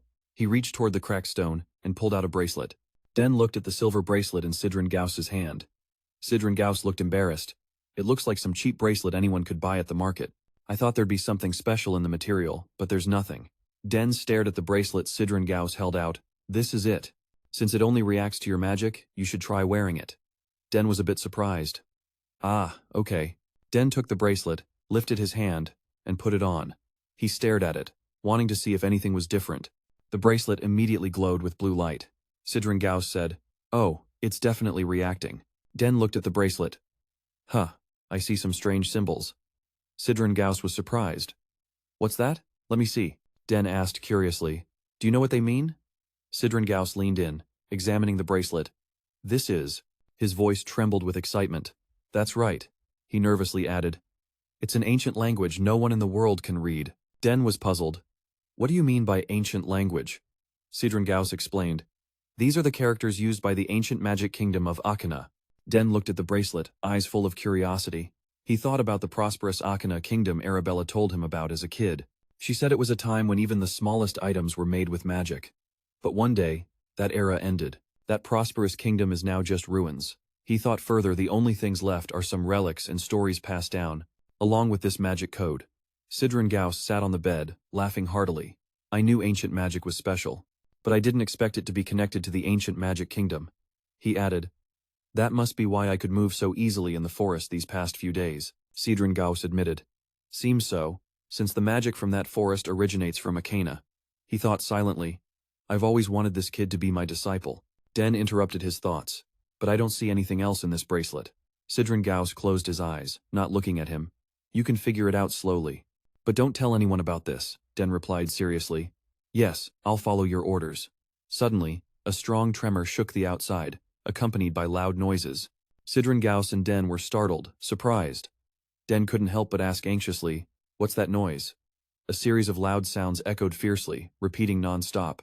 The white-haired elder, Sidren Gauss himself, shouted in panic, Don't tell me that alarm sound means monsters are attacking? Sidren Gauss smirked confidently, his eyes turning more menacing. Perfect. My body is almost fully healed now. I just relaxed a bit, but finally, I can return the favor. But unlike his state, Den remained completely calm. Seeing this, the elder snapped. What are you waiting for? Go grab your spear or something. He didn't answer, just gently reached into his coat pocket and pulled out a strange blue stone. Sidren Gauss asked in surprise. What's that? It sounds like the noise is coming from it. Only then did Den reply. That sound has nothing to do with monsters. Looking at the item in his hand, he continued. It means my big sis is trying to contact me. The elder was shocked. What? You should have said that from the start? Den smiled awkwardly. No way monsters would show up here. Now, with your permission, I'll talk to my big sis for a bit. Sidren Gauss fell silent, clearly annoyed. A faint blue aura still surrounded him. Den ignored him and spoke to his sister. Yes, sis, what's up? Arabella also held a blue stone like Den's, her voice a bit worried as she spoke into it. Den, why are you taking so long to answer? He replied, Sorry, sis. What do you need? She said. While I was analyzing the magic code, halfway through, I suddenly shouted, Wait, is there someone next to you? Den also noticed something strange about his sister, continuing, Don't tell me you also realized my magic is ancient magic. Hearing this, Arabella panicked and yelled, What? How did you figure that out? After some explanation, she understood everything. Ah, so that's it. When you and Sidren Gauss were analyzing some stones, you guessed they came from the ancient magic kingdom. And you said those stones only react to your magic, right? Den answered. Yes, exactly. Sidren Gauss stood silently nearby, listening to the siblings' conversation, thinking, Wait, she figured that out just by analyzing the boy's magic? I knew she was a genius, but she's even more talented than I imagined. Arabella asked, Does anyone else know? He replied, No. She looked satisfied. Good, Den. Listen carefully. Sidren, you should hear this too. It's best to keep this secret. If this leaks out now, the consequences will be unbearable. At that moment, Sidren Gauss cleared his throat loudly to get attention. Miss Arabella, I've heard quite a bit about you from Den. Arabella immediately responded. Sir Sidren, I realize I jumped straight into things without introducing myself. I don't care about that, he continued. Don't worry too much. I'll keep this secret tight, because if this gets out, not only Den but the entire Sorgress clan will face huge trouble. Arabella admired him greatly. You really get things instantly? He asked her. Is this conversation recorded? She replied, No. Once this ends, it will automatically disappear. Sidren Gauss felt more at ease. Good. No one wants random evidence lying around. Besides, I plan to return to the Magic Tower and investigate this matter. Arabella said, Thank you for helping us. He quickly explained, No, Miss Arabella. I'm just doing my duty as a mage. Nothing special. Sidren Gauss shifted the topic. By the way, I heard you're looking to join a magic tower. Have you decided which magic tower to join? Arabella, as if reading his mind, answered, Not yet, but I don't mean the Nixon Magic Tower. It's not specialized in my field. Hearing this, he thought, I used to wonder who that kid takes after to be so decisive. Looks like it's his sister. To break the awkward vibe, he cleared his throat and joked, I get it. Anyway, you don't have to join our magic tower. Standing aside, he thought, she's pretty straightforward. Arabella, even if you don't join Nixon Tower, I respect this place. I'm sure there are talented people joining your magic towers out there. Anyway, we'll discuss the details later today, all right? Den replied, Okay, take care, sis. The conversation ended, and Sidren Gauss praised. Your sister's become quite skilled. Not too surprised by the compliment, obviously, since this thing was made by sis. She said this fail compact orb is the trend among young mages these days. The old man agreed. That's right, very impressive, but I don't need an item like that. Once someone hits level 8, they don't really want to communicate with others. If there's something important, they just come see me directly, right? Hearing that, Dendap, I get it, but he thought to himself, looks like the guy has no friends at all. Scene shifts inside Den's house. Aiken's voice echoes, You say it's the great magic? That worries me. Den chuckled. Don't worry, Dad. He stood up, hands behind his back, saying, If anyone targets Den, I'll make them pay. Lily, his mom, added, I hear that. Then I'll silence anyone who goes after you, my way. He thought quietly, they're full of aura points, but having these two protecting me means I'm safe. Aiken guessed. So, if that's true, it means the great magic is hidden in our bloodline, right? Lily calmly said, Good question. We don't know if any of our ancestors had it. I'll check on my side of the family. Den just listened to them talk, then thought, if both families dig into this, what will they find? Not really important, but I'm curious. Lily shifted topic, talking about Den. Anyway, Looks like you've already crossed more than one limit. Being next to you, I warn you, staying here will hold you back from growing further. You should consider moving to the capital to live, like, yesterday. Hearing that, he exclaimed, the capital? Aiken chimed in, exactly. You know, you have to be at least 14 to enter the academy. And now you're old enough. Honestly, I wanted to keep you here for another year or two before sending you off, but it seems there's nothing left for you to learn here. His mom placed her hand on his, saying, Den, if you choose that, you can leave whenever you want. Den thought, didn't expect them to think that way. Aiken put his hands on his hips, proud of his son. Den, you'll do great. Go and unleash your talent however you want. He calmly replied. Yes, I understand what you and Mom are saying. I've decided, I'll definitely prepare to enter the academy. Aiken was pretty satisfied with Den's answer. Good choice. Den himself was happy too. Nice. Den just leveled up again. At this moment, he was with Sidren Gauss. The old man's voice sounded a bit surprised. That's your choice? Den continued. Yes, earlier than I expected. Like Aiken, he was pleased. You made a good call. Staying here longer would only limit your talent, such a waste. After thinking, Sidren Gauss crossed his arms and quietly said, Also, I have some advice for you. Don't reveal too much of your talent right away.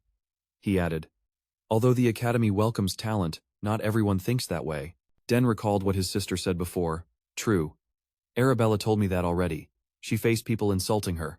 Sidren Gauss warned, You'll leave normal kids in the dust, but the Thalmir family is a different story. Hearing that, Den remembered. Right. I told her I'd visit if I went to the capital.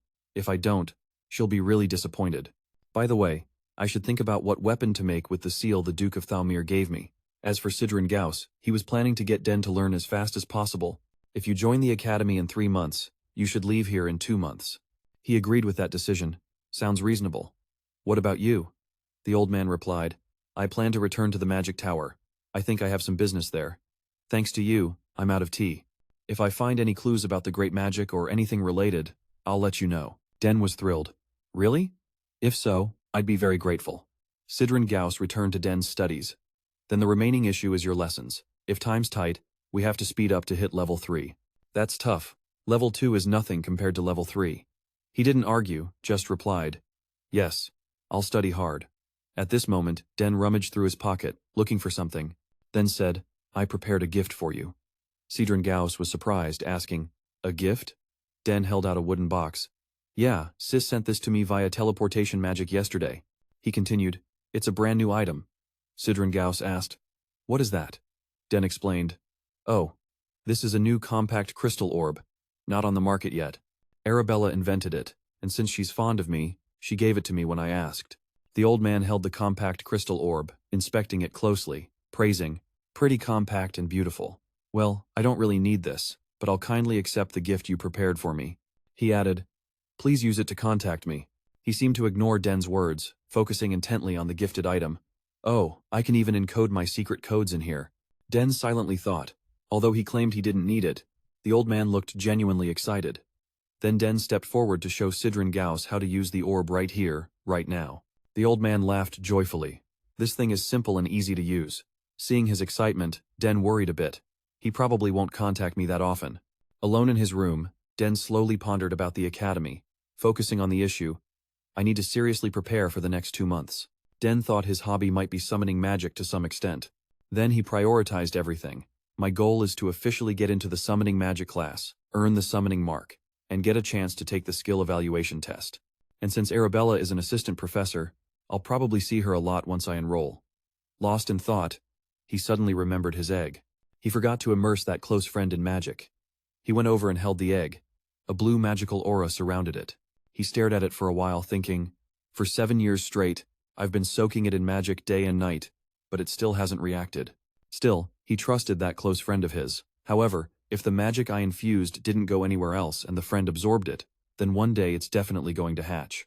At the school where Arabella works, she was talking to her younger brother Den himself. Right now, the entrance system is pretty simple. There are 2 exams to pass, she said. He was surprised. 2 exams? She replied. Yeah, 1 general and 1 specialized. Den asked. I see. Can you explain more? Arabella said. The general exam is a sorting test for candidates. It covers culture, history, and national issues. You'll definitely pass without a problem.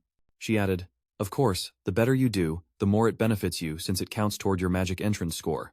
Arabella moved on. The next exam is the specialized one. As the name suggests, you pick a major and test on it.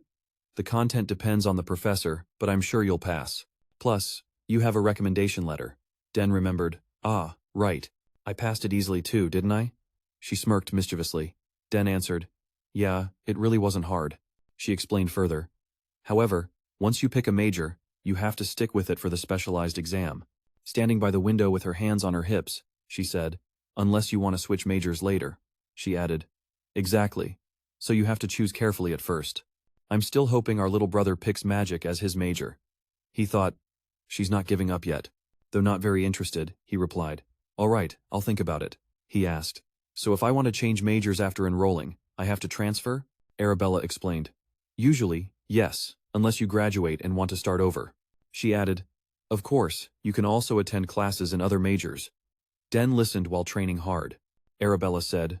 Usually, from year 3 onward, advanced major classes don't allow students from other majors. While training, he paused, concerned about what Arabella said, then replied, so I have to pick just one major to follow. Suddenly, Arabella exclaimed, oh right, there's an elective major program for talented people like you. He stopped, surprised. That's real? Sounds cool. Arabella was walking through the schoolyard, saying, but no one signs up unless they plan to purposely fail. Den wondered, why's that? She answered, because no one's ever passed that test. He wasn't too shocked and calmly replied, that explains it. Hearing his tone, Arabella looked worried. Don't tell me you're thinking of trying it? But he immediately refused. No way. Sis, Master Sidren Gauss is here. I'll contact you later. After the call ended, Arabella rubbed her head, thinking, am I pushing him too hard? No, but magic is still. While lost in thought, a voice called out from afar, Senior Arabella, the professor is looking for you. Only then did she pay attention. Ah, all right, I'm coming right away. Sidren Gauss handed a letter to Den. Here, the recommendation letter I promised. Den beamed. You actually wrote this for me? The old man looked proud, stroking his silver beard, adding, not just the form, but I put a lot of effort into the content too. I've written a few recommendation letters before, but this is the first time I've poured this much heart into one. Consider it an honor. Staring at the letter, Den said, thank you, sir. I'll do my best not to disappoint you. Sidren Gauss waved his hand in mock frustration. It'd be great if you said you wanted to be my student, but even if I took you in, I doubt you'd obediently call me master. Den froze, thinking, how does he know that? Sidren Gauss asked. Have you finished preparing for the trip? Den replied, yes, sir. Actually, I don't have much to bring. Plus, the academy dorms have great facilities, so most essentials are already provided. The old man continued. The facilities are good, but some jerks are hogging them. But you're not the type to back down from those guys, right? Den imagined the academy as a gathering of corrupt nobles. Sidren Gauss suddenly grew serious, warning, don't forget, it might be harsh there. If you act careless, many will immediately show their true colors and snap at you. He pictured a battlefield. It's probably no different from a war zone. Den answered, understood. Zen spoke up. If you need anything, contact me. And that so-called Fa-Lei gate is really useful, I'll make good use of it. The old man looked oddly surprised, asking, but why do you talk like you're about to leave? Surprised, he said. You noticed? I plan to leave tomorrow. Den exclaimed. For real? Sidren Gauss said, I can't stay here forever, right? Your father offered me a magical advisor position, but I'll think about that later, when I'm free.